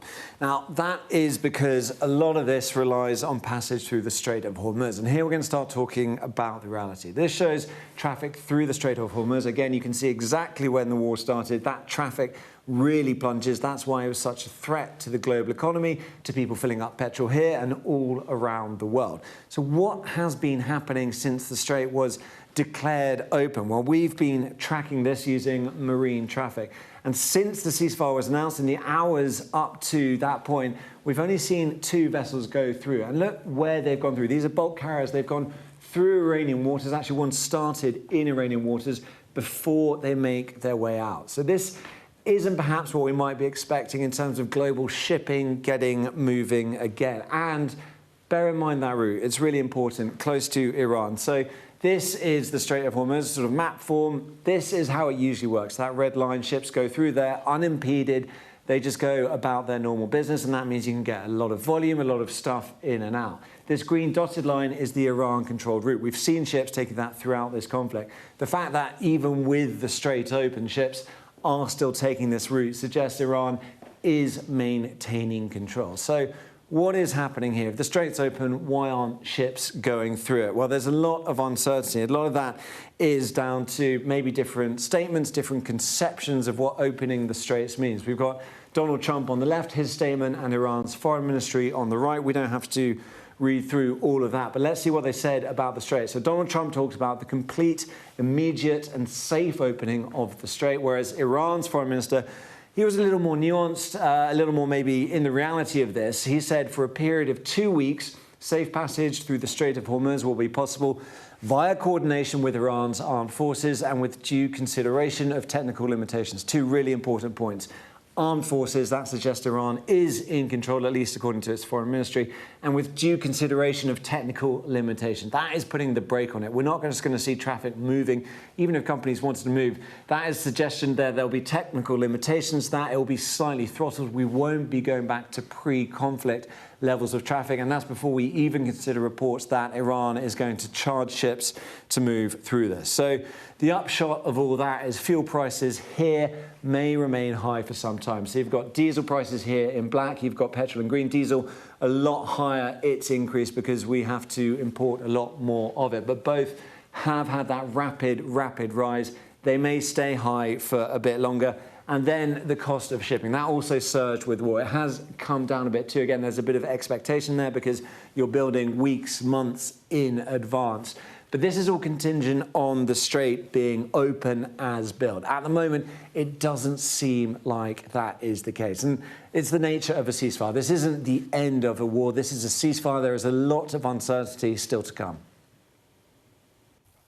Tom Cheshire reporting there. Now then, let's find out the view of the Liberal Democrats. The president of that party, Josh Fabrinde, is here with us. A very good morning to you. Thanks for talking to us. Morning. I want to start asking you about the situation in the Middle East. How confident are you feeling this morning about the Strait of Hormuz reopening anytime soon? Well, I think we're all pretty rocked by the developments that we're seeing, that there was meant to be a ceasefire in place, but there's confusion as to whether Lebanon is included in that ceasefire or not. We've seen Netanyahu pursue strikes in the area as well, and it feels as though things really do hang in the balance. But what is especially concerning to the people of Britain, as well as the safety and security of people in the Middle East, is what's happening to people's bills. The cost of fuel going through the roof. It costs an extra tenner to fill up a full tank in your car now. And so we need emergency measures to tackle this rising cost of fuel. And Liberal Democrats are outlining today what we're going to do as soon as Parliament resumes on Monday to help tackle that. We will come to that in just a moment. I think we're going to interrogate some of those plans in a moment, but I just wanted to talk a little bit more about the situation in the Middle East, because Keir Starmer is in the region at the moment. He's trying to shore up support for some practical steps to try and get the strait reopened. He's also talking about trying to ensure that any ceasefire isn't temporary, it's a permanent ceasefire. Do you agree that the UK does have a role to play in improving the situation? Absolutely. I mean, the UK has a long track record of successful diplomacy. We're respected across the world in that respect. So it's absolutely right that we pull out every stop possible and pull every lever that we have access to try to facilitate a solution. But we need to make sure that we are tough on the single individual who is most responsible for this conflict, and that is Donald Trump. This Bugsy Malone-style international gangster who's really a child, recklessly initiating this war that has consequences for people not just across the Middle East, but across the world. This is a time for cool heads. Donald Trump doesn't seem to have that alone, and so I hope that the likes of Keir Starmer and indeed the likes of Nigel Farage, who calls himself, or others call him, the Trump whisperer, to try to get through to the man. So everyone has a role to play. Aren't relationships with the US incredibly important? I mean, calling the leader an international gangster, I mean, how helpful is that in maintaining that kind of relationship? Well, I think that we need to say it how it is. For too long, we've been tiptoeing around Donald Trump as a country. We've failed to be honest and serious about our significant misgivings about the way he is conducting international politics. I don't think that you're a serious politician in this country or across the world if you are not willing to call out Donald Trump for what he is. Yeah, I mean, Josh, it's probably easy to say that from the opposite benches, but when you're having to deal with the US, deal with the administration, calling the man names like that is not going to get you anywhere, because we've seen how vengeful he is. Could actually make the situation worse. Well, what's clear is that the current approach isn't working. Donald Trump is not listening. And when you have a special relationship with a country, or indeed you have a relationship with someone who's an ally or who's close to you, part of that involves delivering cold, hard truths. And our special relationship with the US is far bigger than one man. It's far bigger than Donald Trump. But we've got to be honest with him about our misgivings. If we aren't the US's closest ally, then who on earth across the world is going to be? That's why Liberal Democrats have been tough on Trump. And Josh, we said we'd interrogate some of your ideas. So the plan is what, for a 10p cut in fuel duty? That's right. Fuel duty brings in about 25 billion to the Exchequer each year. I mean, you're going to leave us all with even less money than would be there. Well, the key people who are losing out at the moment are people who are having to pay at least a tenner to fill up their car, 10 or more to fill up their car at the pump. That's just petrol, never mind diesel. This is having a huge implication on people directly there. But also, the cost of fuel is baked into the price of goods and services literally across our economy. How we pay for the cut? Well, two key ways. The first is that the Treasury is bringing in cash as a result of additional levies and all sorts on the cost of oil and gas. But secondly, there are some folks out there who are making some big money out of the increase in these prices, and that is the oil and gas giants. We saw them make this big money when Putin advanced his illegal full-scale invasion of Ukraine.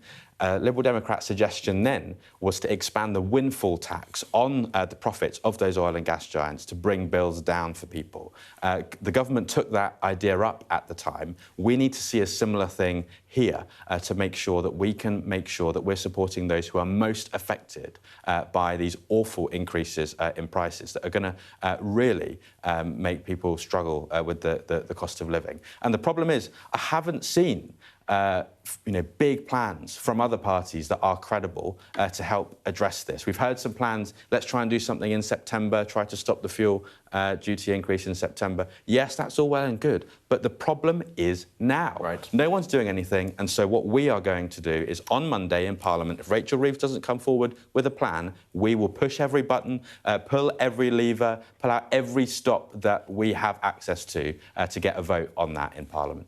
And we'll discuss it again at that point. Josh Babrindy, President of the Liberal Democrats, thanks so much for coming in. Thank you. Thank you. Now then, have you read The Housemaid? I have not, unfortunately, but I hear it's good. We keep getting confused with The Housemaid and The Handmaid's Tale. Handmaid's Tale, that's right. But anyway, the identity of the author of The Housemaid has been revealed. And it is. So it's, well, Freedom McFadden has revealed that it is Sarah Cohen. That's right. Her real identity. And in fact, she's gone to some lengths to try to protect her identity, hasn't she? I think she's actually been wearing a wig sometimes and glasses to maintain her privacy. And she's written under a pseudonym for some time, but she said she got to a point of her career where she was tired of it being a secret. She said she was sick of people debating if she was a real person or if she was actually three men writing. So she thought she'd come out, announce her identity, Sarah Cohen, and it turns out she's got another very serious job. Yeah, she has. She's not only a very successful best-selling author, but she's also a doctor who deals with brain disorders, so a highly accomplished individual, writing under that pseudonym of Freedom McFadden. But we can reveal here that her name really is Sarah Cohen. And the movie is the second movie of Handmaid is coming out. I'm going to read them, I'm going to watch them. You still haven't got it right. Let's take a look now at the weather. You're looking happy. Well, the forecast looks good. So you've sorted the travel insurance then? All Clear Travel Insurance sponsors Sky News Weather. Right, we had the highest temperature of the year yesterday, but a change in wind means it's feeling much cooler today. Ireland, Northern Ireland and Scotland will see showers spreading from the west this morning as more rain over eastern Scotland clears. The showers are going to be heavy at times with a risk of hail and thunder. They're going to be wintry, though, on northern mountains. England and Wales will mostly cloud over by the middle of the day, with patchy rain taking over much of the north and the west, but the south of the country looks like it will be mainly dry.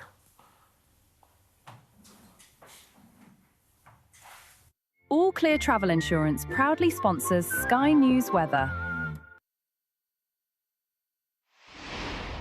Let me just bring you a little bit of breaking news. And the IDF is saying in the last few minutes that they have eliminated the secretary to Hezbollah Secretary General Naim Qassem in Beirut. Overnight, they say a series of strikes had struck the infrastructure around Hezbollah, and they say that they have eliminated Ali Yusuf Hashi, who is the personal secretary and nephew of Hezbollah Secretary General Naim Qassem. Now, Hashi, they say in their statement, was a close associate and personal advisor to Hezbollah's Secretary General, and they say played a central role in managing and securing his office. Yeah, it was a huge air raid by the Israelis yesterday, the largest of the war so far. This is proven to be correct, that Naim Qassem has been killed. Another senior member of of Hezbollah killed. Of course, the Israelis have taken out the entire leadership of Hezbollah, including the leader back in 2024, Hassan Nasrallah. So the Israelis continue to go after the leadership of Hezbollah in this latest round of airstrikes. Yes, so just to clarify, it's Ali Yusuf Hashi who they say they have killed, who's the personal secretary to Naim Qassem. So we will bring you more on that. And of course, the fact that Israel is continuing its strikes has troubled Iran, who say that it breaches the ceasefire. So an issue of contention there. Indeed. All right, stay with us here. We're going to speak to our Africa correspondent, Youssef El-Bagir, who's had exclusive and rare access to the leader of Burkina Faso.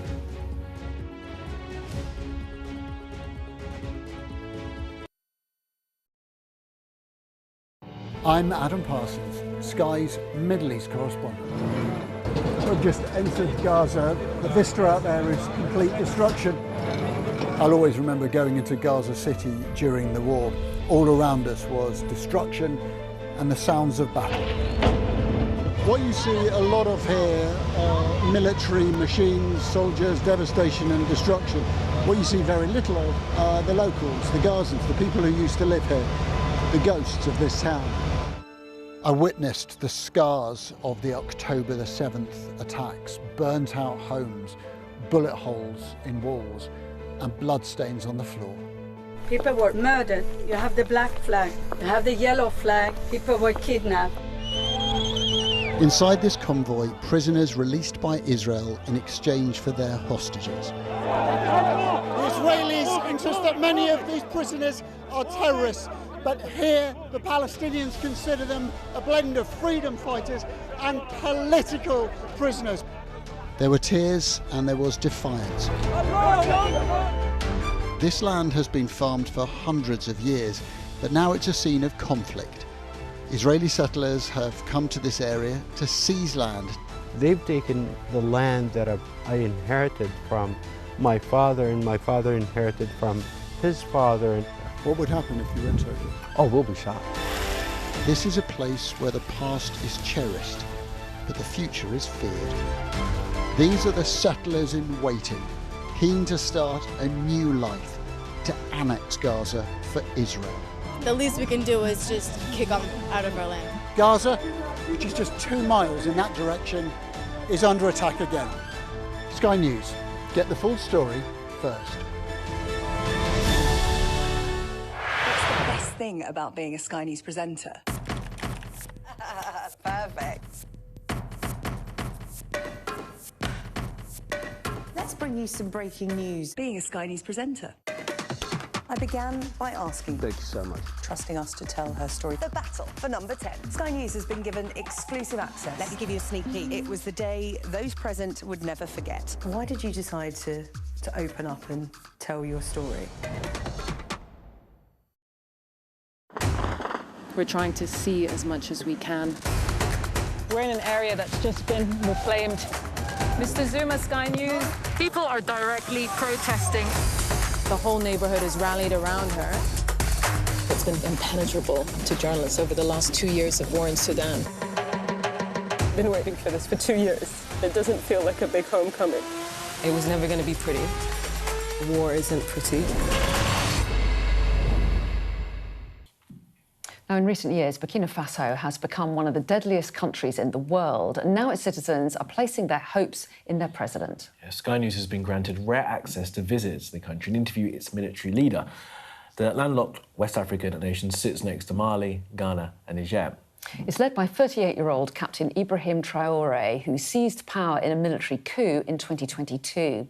As leader, he's cut ties with the West and prioritised alliances with Russia and China. Burkina Faso currently faces a wide range of issues. A ban on all political parties is currently in place, while growing jihadist violence has worsened the humanitarian situation. The UNHCR said that over 2 million people were forced from their homes there in 2025. Well, Captain Traoré spoke to our Africa correspondent, Youssef El-Bagir, in the country's capital.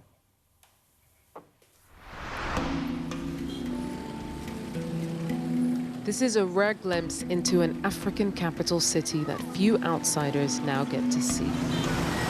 In a country recalibrating its place in the world. We're in Ouagadougou, the bustling capital city of Burkina Faso, a country famously known for arts, culture, and African revolutionary thought. But in recent years, it's become one of the deadliest places in the world for terrorism. But people here are hoping that under the leadership of their charismatic young president, that they can find sovereignty, security, and freedom from their former colonizer, France. Burkina Faso has grappled with French control in the decades since independence. The country is now denouncing France and leaning into alternative allies like Russia, led by their young president.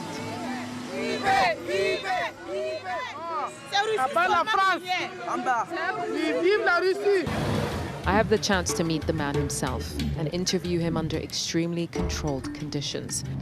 We're on our way to interview President Ibrahim Traoré for an exclusive roundtable that's been completely engineered by the Presidential Comms Department. Their cameras, their lights, their footage. And in the meantime, I'm cramming my French because we've been told we won't be allowed a translator, as hard as we've tried to get one. You are the country that today champions sovereignty, national sovereignty, and total independence. Because as you are no doubt aware, our country was colonized, like many African countries. But today, we are making our voices heard. And so, the struggle for sovereignty and independence is therefore the driving force behind our fight. In the last year, Traoré has criminalized homosexuality, dissolved political parties and the Electoral Commission, and sent journalists and activists who've spoken critically to the front line of a war against jihadists. A war shrouded in denial and thousands of civilian deaths. What follows is a question on the war that Traoré's team cut from our interview footage that we sourced from the online page of his state broadcaster. Has Russia been effective in helping you fight terrorism? It's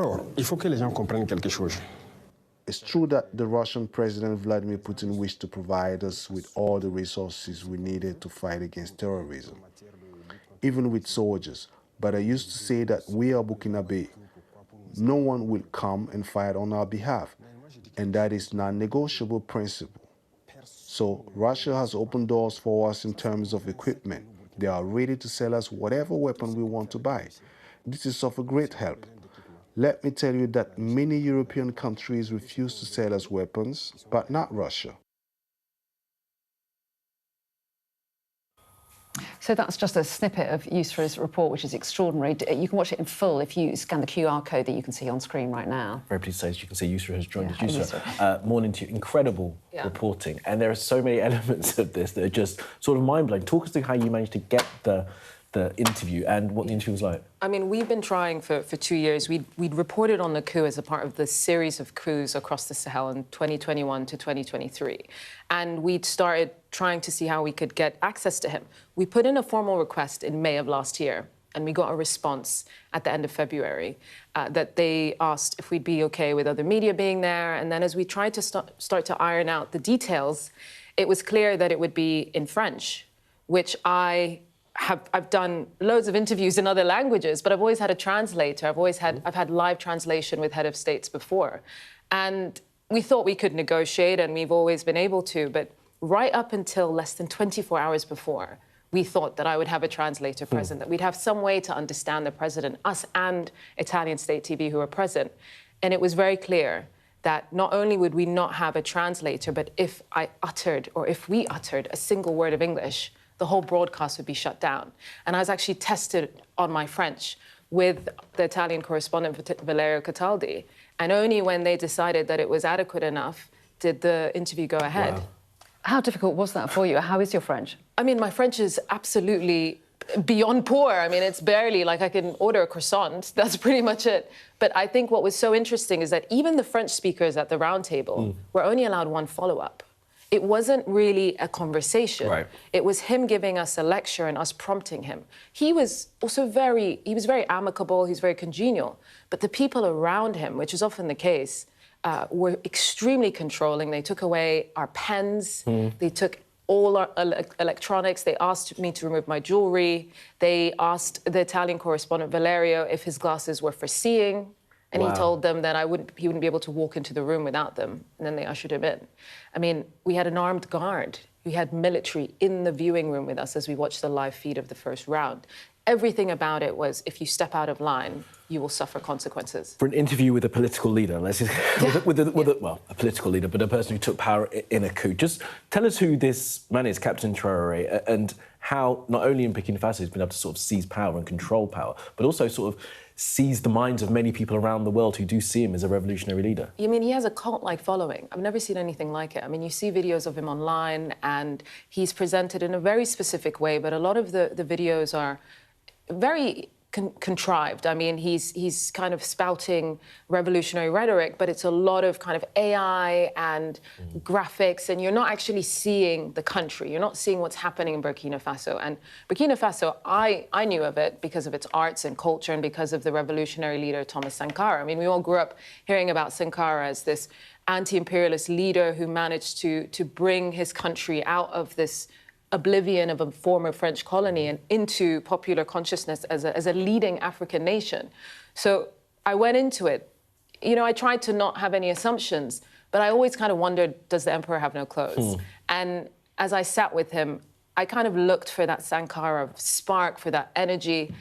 And he was incredibly eloquent and commanded the room, but I failed to actually feel a revolutionary person. And I've covered the revolution in Sudan. I mean, that ousted a 30-year dictator. I've seen these movements. I felt their substance. What I got is that the rhetoric of revolution is being used to silence people in Burkina Faso. There have been hundreds of enforced disappearances of activists. Journalists and activists have been sent to the front line to fight jihadists who've spoken unfavorably. So he's ruled with an iron fist. But what's been so interesting is the silent repression. Everyone's towing the line, and the vagueness of this revolution means that anything that is decided as against the revolution is seen as a red line, and that's a shifting goalpost that people always have to navigate. Absolutely fascinating. Well worth watching your report. As always. Thank you so much for that. Yeah, thank you, Yusra. Yeah, scan that QR code. You can watch the full 60-minute, and it is well worth doing so. All right, stay with us here on Monitoring, the very latest on the situation in the Middle East. In the last hour, reports that the secretary to the leader of Hezbollah in Lebanon, Ali Yusuf Harshi, has been killed by the IDF. We'll have that and the rest of the day's news next.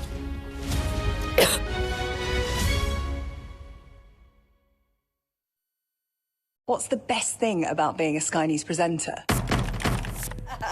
Perfect.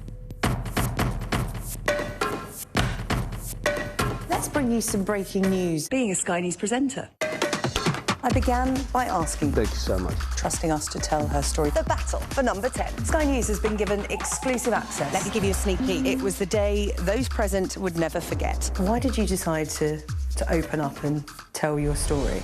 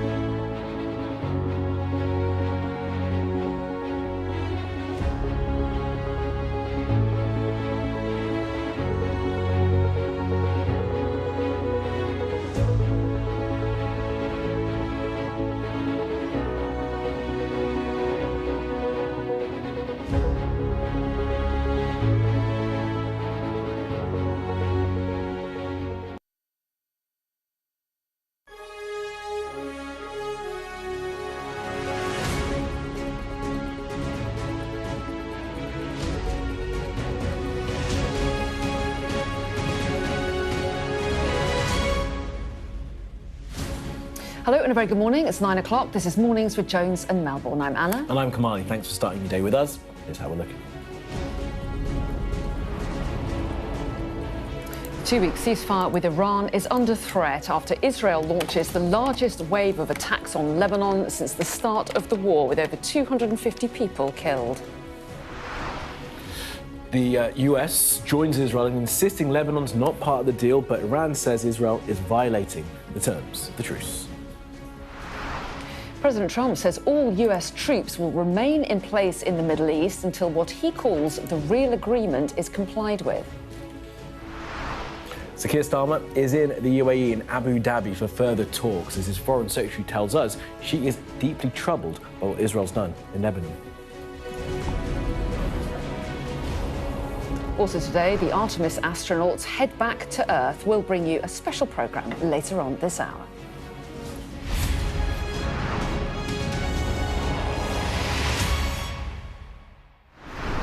Hello, very good morning. We're starting this hour with breaking news. We understand that 4 people have died, a little bit more. So Oliver, what details do we have? So we've just got off the phone with the Prefecture de the Port Calais.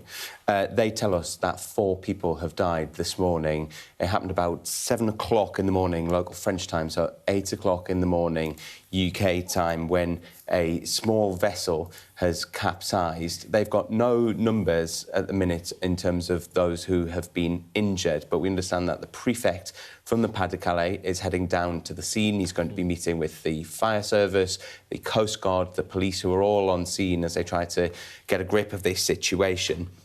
What is quite unusual is that this has happened south of Boulogne-sur-Mer. So normally where we see most of these departures of the small boats is from north of Calais, so around the Dunkirk area. In recent weeks, we've even seen some that have been departing from Belgium. But this has happened south of Boulogne-sur-Mer in a place called Écuyen. And that is unusual, according to the prefecture, who I've just been speaking to. But they say recently they've been seeing more departures from that area. Of course, there is that agreement between the United Kingdom and France for French authorities to try to stop and intercept these boats before they can make that journey. Separately, we also understand that the Border Force has sent a vessel heading now into French waters, although it's unclear exactly what sort of role that is going to play. But this just goes to show the dangers of crossing the channel. Not only is it one of the most busy shipping lanes in the world, it is treacherous if you are caught in some of those deep, fast-moving waters. The channel has got some quite fast-moving currents. And so far this week, there's been 462 migrants that have made that journey in 7 boats. Yeah, and 41,000, I think, in the past year have made the journey across the channel in small boats. A very dangerous journey to make as well. Talk to us about the detail of where the launching off point was and why that may well be significant as to where they left from. So if you depart from Calais or north of Calais, the journey to the United Kingdom, it's the shortest point that you've got between the 2 countries. That is why it's preferred by so many people. If you go further south, you find that the currents are quite a lot stronger as they start to head down into that stretch of the Atlantic, and it can be quite treacherous at times. Now, I'm not too clear about what the weather conditions are, but we know that generally the migrants and the people smugglers prefer to go on days when the weather is calmer, the sea state is calmer. If they've been sent out onto these boats where there are high winds, high waves, a lot of the migrants have not really got experience of swimming. They don't know how to swim. They wear these life jackets quite often. But if they've ended up in the water and they don't know how to swim, then... On the 9th of April, moderate to rough sea states in the channel off the Dover Strait of Calais as well. So not good sea conditions for a crossing. Not good sea conditions for a crossing. And also the way that this works, currently the French authorities cannot intercept a vessel once it is in the water if it has got migrants on board. But what they can do is they can play this game of cat and mouse. And sometimes what you see is there's a huge rush of people trying to get on board those vessels. And in that... I mean, what's the right word to use? In that sort of rush to try and get on board, Sometimes you see people falling off into the water. Sometimes you see the boat get punctured because these vessels, although they're called small boats, are actually quite large. They hold, at some times, up to 90 to 100 people. So if you get a vessel that is ruptured, it's got a puncture, and people end up in the water, it's quite easy. Given that people sometimes can't swim, that sad things like this then happen. Yeah, absolutely. Ollie, thanks very much indeed. So the French authorities saying that 4 people have died attempting to cross the channel. When we get more details of the circumstances, I know you'll bring them to us, but Ollie, for the moment, thanks very much indeed. Thanks, Ollie. Thanks for being with us. All right, to the Middle East now. And Israel's continuing campaign against Hezbollah in Lebanon has put the fragile ceasefire deal there under great threat. Iran says that Israel is violating the terms of the deal after the IDF launched its largest ever air attack on Lebanon since the beginning of the war. More than 250 people were killed yesterday in over 100 Israeli strikes across Lebanon, which took place within 10 minutes. And in the last hour, the IDF says it's killed the nephew of Hezbollah's leader. Well, the White House, like Israel, insists that Lebanon is not part of the 2-week truce. Our international correspondent, Diana Magnay, reports from northern Israel. Massive destruction in the heart of Beirut, in the centre and the west of the city, bustling residential and commercial districts, not just the southern suburbs, the Hezbollah strongholds, though they've been hit too. Is anyone in there, a man calls out, hoping for signs of life beneath this rubble, great piles of it. 100 targets hit across Beirut, the eastern Bekaa Valley and the country's south, all in the space of 10 minutes. Israel's largest attack since the start of the war and weeks in the planning. I've said temporary ceasefire with Iran wouldn't include Hezbollah, and we continue to strike them with all our might. We've dealt them the biggest blow suffered since the pages. We have attacked 100 targets in 10 minutes in places they were certain were immune and bulletproof. And there are significant civilian casualties. How could there not be with this amount of firepower and no prior warning? Hundreds killed. They are martyrs. God bless them. What can we do? We are doing our duty. This is a crime. The state has to do something.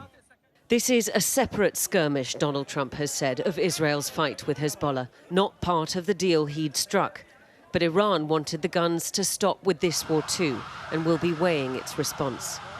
For Israel to hit Lebanon this hard at this point suggests that it is trying to inflict maximum damage on Hezbollah while it still can and before it is forced to stop. We're 10 kilometres from the border here. This is one of those northern communities that has seen its fair share of Hezbollah strikes. And it is towns like this that Israel has said that it is determined to protect at seemingly any cost. You are looking at this one. Okay. Okay, and we are somewhere else. Sarit Zehavi runs a centre which focuses on the security challenges on Israel's northern border. She thinks Israel is right to press on. We are tired of wars. We want to make sure that this time something will truly change. Are you prepared to have the war with Iran ongoing if it means that you can keep fighting Hezbollah? We are prepared to defend ourselves as much as it takes. But these don't look much like defensive strikes, whatever Israel says. And Iran is taking note. The Speaker of the Parliament posting that negotiations were unreasonable with 3 of their key conditions unmet: the ceasefire in Lebanon, the entry of a drone into Iranian airspace, and the denial of Iran's right to enrich uranium. This ceasefire deal is already soaked in Lebanese blood, even if there are some miraculous rescues. Israel and Iran both have their fingers on the trigger, ready should the other blink first. Diana Magnay, Sky News in northern Israel. Well, there has been continued confusion over Iran's proposed peace plan. Donald Trump's press secretary pushed back on claims yesterday that the president had given in to Iranian demands with the ceasefire, saying Tehran's rulers put forward an entirely different negotiating position in private. Meanwhile, on Truth Social this morning, Donald Trump said all US ships, aircraft and military personnel with additional ammunition, weaponry and anything else that's appropriate and necessary for the lethal prosecution and destruction of an already substantially degraded enemy will remain in place in and around Iran until such time as the real agreement reached is fully complied with. Well, part of the Iranian demand is control of the Strait of Hormuz. Earlier, Anna spoke to the Foreign Secretary Yvette Cooper, who told us it's crucial that doesn't happen. We want this ceasefire to continue. We don't want a return to conflict, and we crucially want to see the Strait of Hormuz reopened, because this is crucial for the global economy and for tackling the cost of living. These international shipping routes that impact the entire world and the entire world's economy.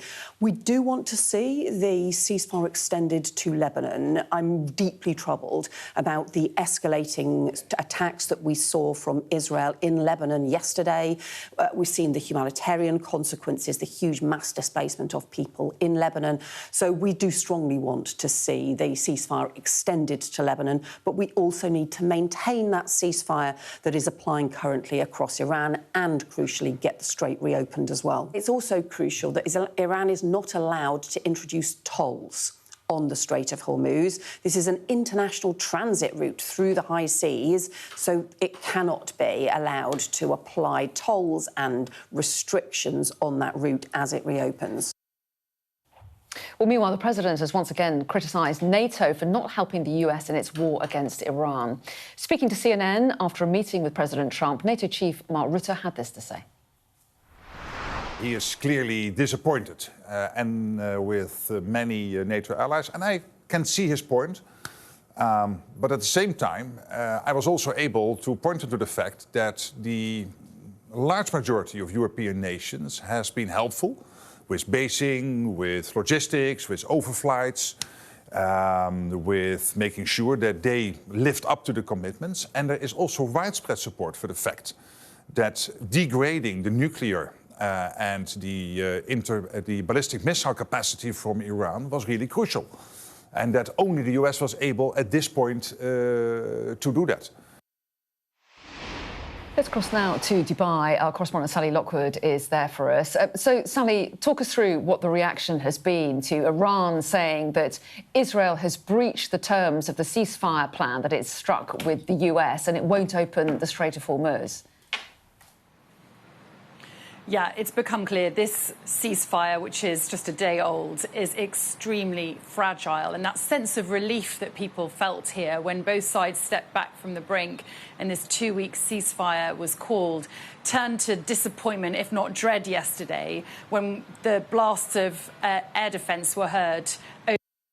And the Ministry of Defence here confirmed that more than 50 missiles and drones had been fired at the UAE from Iran yesterday, and that was just by 3 o'clock in the afternoon. And it wasn't just the UAE that was targeted yesterday. Saudi Arabia also had a major oil pipeline hit by a drone in the first attack of its kind on this east-west pipeline, which is absolutely critical for Saudi Arabia because it allows some of their oil exports, a large share, to bypass the plant and a water desalination plant there. So from where we were sitting, this did not look like a ceasefire much to us. The question is, did Iran deliberately violate this ceasefire on day one, potentially in response to the situation in Lebanon?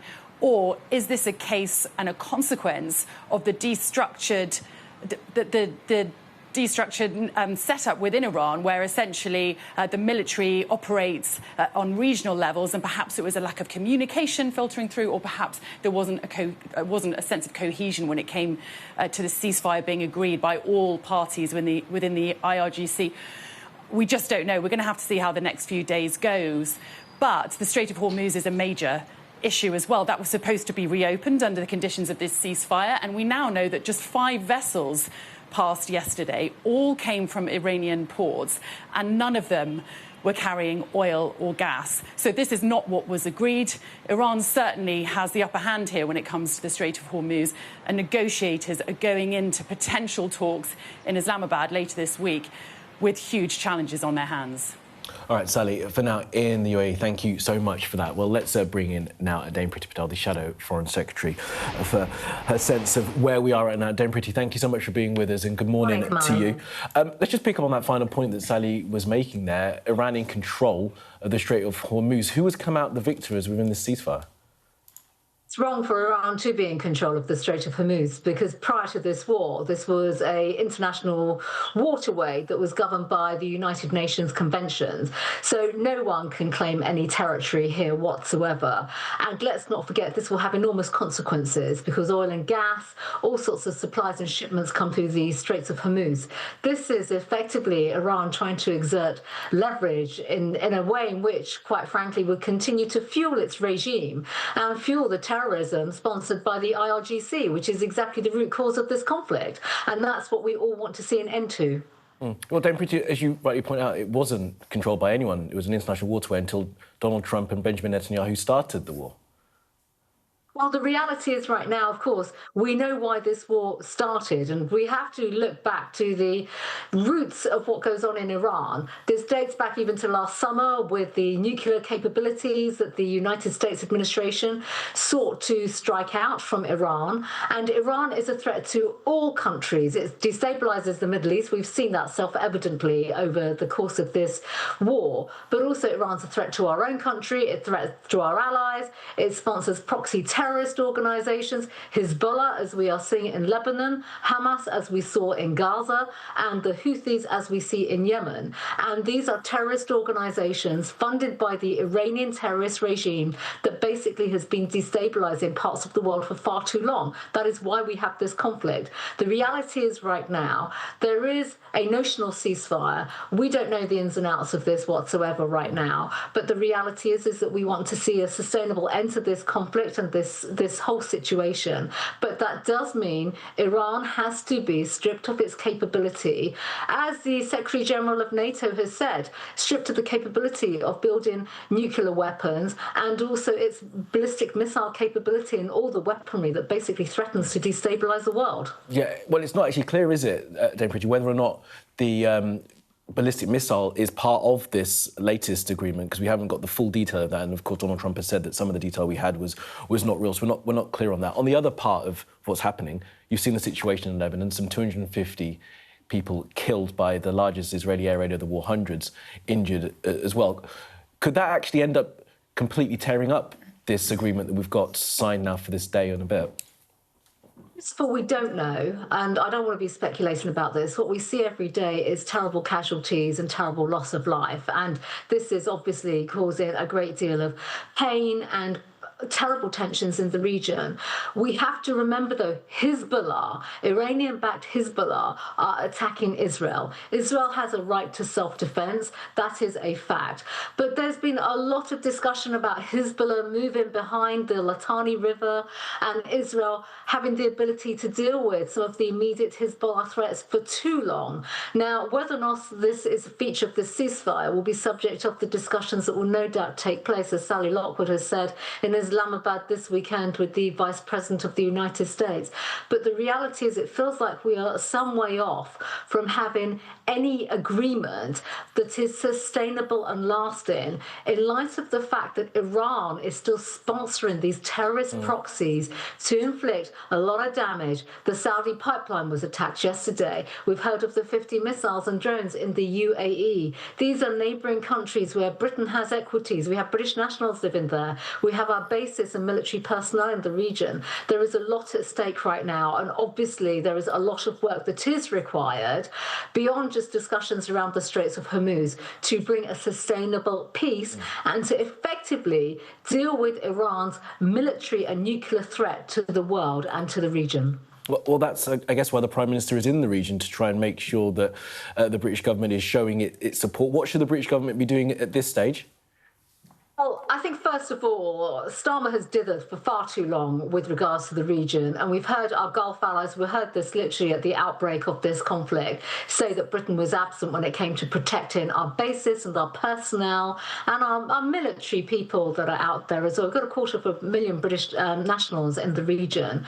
Right now, Britain needs to show some strength of leadership and actually demonstrate that we have something to offer here in terms of leverage and ability ability to negotiate and show that we have some negotiating capital and some skill here. This is very difficult because Britain has been absent from the region. And to be fair, Britain was absent from the region when the Gaza peace settlement and the ceasefire took place there as well. So I'm not sure how seriously Britain will be taken in the region. I think it's important, you know, Keir Starmer is there. We don't know what he's got to offer. That's a separate subject right now. But I think the reality is there has to be a collective effort right now to back our allies in the region and our Gulf allies in particular that have been at the forefront. They've been feeling the real brunt of all of this.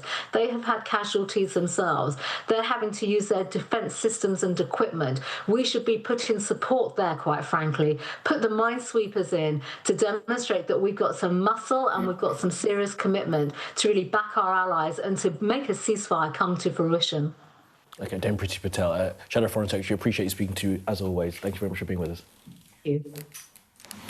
Yeah, interesting stuff. Let's bring in Lucy, shall we, to talk through what Priti Patel has said and reflect a bit on what Yvette Cooper said earlier as well, the Foreign Secretary, of course. Lucy, what do you make of how the politicians here are reacting to what's happening in the Middle East? Yeah, I thought Priti Patel's interview was interesting. So we had James Cleverly on yesterday talking to you, Anna, saying, what's the purpose of Keir Starmer's visit? He has no leverage. What's he bringing to the table? Priti Patel there, I think, was saying what Downing Street will be saying, yeah, that's exactly what we're doing. So she accused Starmer of dithering, but said he needs to show some strength of leadership. We need to show that we have something to offer, show that there's a collective effort to back allies in the region. I think Downing Street would argue that that's exactly the purpose of the Prime Minister's visit to the Middle East. We've actually just had an update. So Keir Starmer this morning has arrived in Abu Dhabi. It's the second day of his visit. He spoke to the Crown Prince of Saudi Arabia yesterday. He's just had a meeting in Abu Dhabi. We've got some words here saying that he reiterated Iran must not hold the Strait of Hormuz to ransom and that nations will need to come together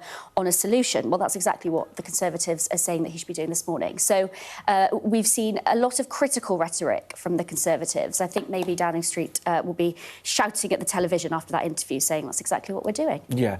Look, Dame Priti also made it quite clear, didn't she, that the situation in Lebanon is one that needs to be watched closely. Again, getting back to that point that there needs to be negotiated settlement, but sort of leaving open the fact that this could actually derail everything that's going on, the situation involving the IDF and Hezbollah. Yeah, and the government is clearly being very careful about its wording when it comes to that. But, I mean, the Foreign Secretary, Yvette Cooper, this morning, quite strong in her words, saying that, you know, she is going to be making it very clear, not just today, but over the next few days, that any ceasefire arrangement needs to include Lebanon. Whether that's listened to or not is another question. But I think the government's rhetoric in general is getting a bit stronger on this, talking about the need to reopen the Strait of Hormuz, making sure that there's no tolls or fees for ships passing through. So you're right, Lebanon, the government is arguing needs to be involved. But like I said, it all comes down to Donald Trump, doesn't it, and how much control we actually have over this situation. Lucy, really appreciate that. Thank you so much for that. But don't go anywhere just yet, because we're going to take viewers to Tehran, where we're looking at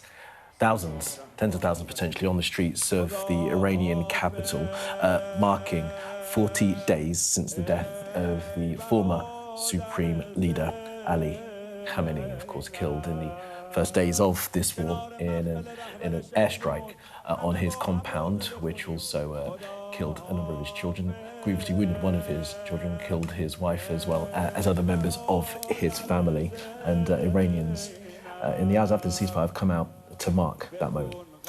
Yeah, and we don't get very many pictures out of Iran. There are huge reporting restrictions, very difficult to get journalists into the country. So we will just linger on these pictures for just a moment. Mourners, you can see they're largely wearing black. They began their rally, we're told, from Jomhuri Islami Square to the neighbourhood office of Ali Khamenei, who was 86 when he was killed in that strike. So difficult to quantify exactly how many people are there, but you can see that street full, waving flags there down on the streets.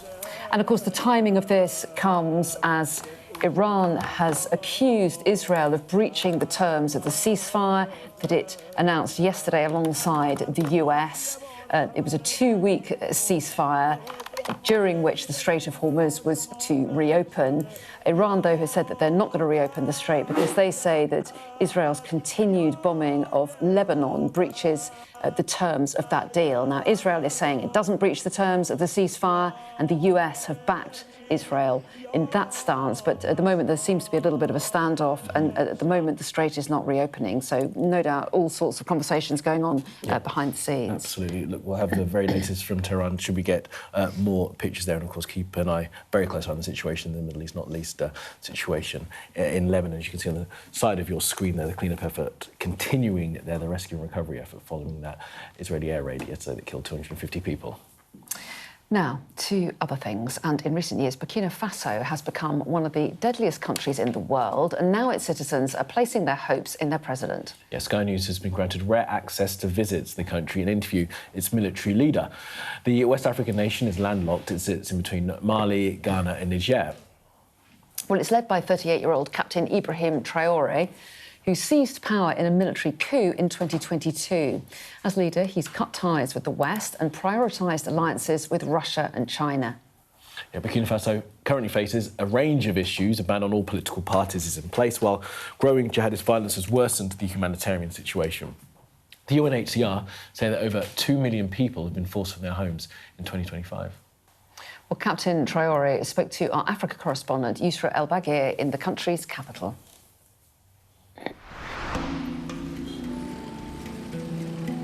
This is a rare glimpse into an African capital city that few outsiders now get to see.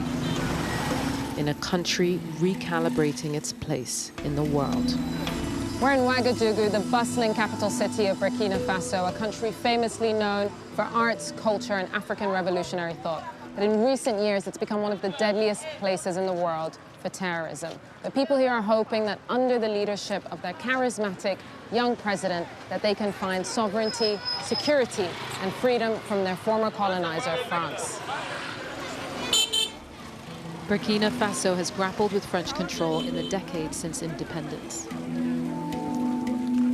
The country is now denouncing France and leaning into alternative allies like Russia, led by their young president.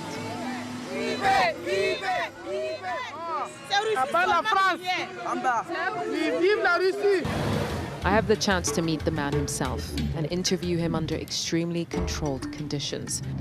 We're on our way to interview President Ibrahim Traoré for an exclusive roundtable that's been completely engineered by the Presidential Comms Department. Their cameras, their lights, their footage. And in the meantime, I'm cramming my French because we've been told we won't be allowed a translator as hard as we've tried to get one. You are the country that today champions sovereignty, national sovereignty, and total independence. Because as you are no doubt aware, our country was colonized, like many African countries. But today, we are making our voices heard. And so, the struggle for sovereignty and independence is therefore the driving force behind our fight. In the last year, Traoré has criminalized homosexuality, dissolved political parties and the Electoral Commission, and sent journalists and activists who've spoken critically to the front line of a war against jihadists. A war shrouded in denial and thousands of civilian deaths. What follows is a question on the war that Traoré's team cut from our interview footage that we sourced from the online page of his state broadcaster. Has Russia been effective in helping you fight terrorism? It's true that the Russian President Vladimir Putin wished to provide us with all the resources we needed to fight against terrorism, even with soldiers. But I used to say that we are Burkina Faso. No one will come and fight on our behalf, and that is non-negotiable principle. So Russia has opened doors for us in terms of equipment. They are ready to sell us whatever weapon we want to buy. This is of a great help. Let me tell you that many European countries refuse to sell us weapons, but not Russia. Well worth watching Yusra's full report. You just got a snapshot of it there. Scan the QR code that you can see on screen now to watch it. Absolutely. All right, we're going to take you now to South Korea. Yeah. BTS are back. Look at that. There they go. They are beginning their comeback tour. A couple of weeks ago, their album came out, and we brought you footage of that. Some 250,000 people on the streets of the South Korean capital to see them. But now they're about to begin their world tour, beginning there at Gyeongsang Stadium in South Korea, playing to tens of thousands of people. And if you are waiting to find out when they're coming to Spurs, I mean, if you're a BTS fan, you probably already know, they will be playing here in London on the 7th of July. Are you buying tickets? I've already got tickets. Have you? No. Oh. I believed you then. Anyway, the opening concerts there in Gyeongsang sold out in pre-sale for all 3 nights. No big surprise, because it's a comeback tour, isn't it? Because they had to go away and do military service for a couple of years, I think, wasn't it? So fans are so excited to have them back. It looks like the weather's terrible, though. It looks like they've got their umbrellas up. It won't put them off. BTS Army are a committed group of fans, a huge band, just like Grammy-winning K-pop band that's going around the world, going to make loads of money and make millions of people really, really happy. Concert tour will feature a 360-degree, in-the-round stage design expected to bring in blockbuster revenues. I bet. All right, well, it gets underway today in South Korea.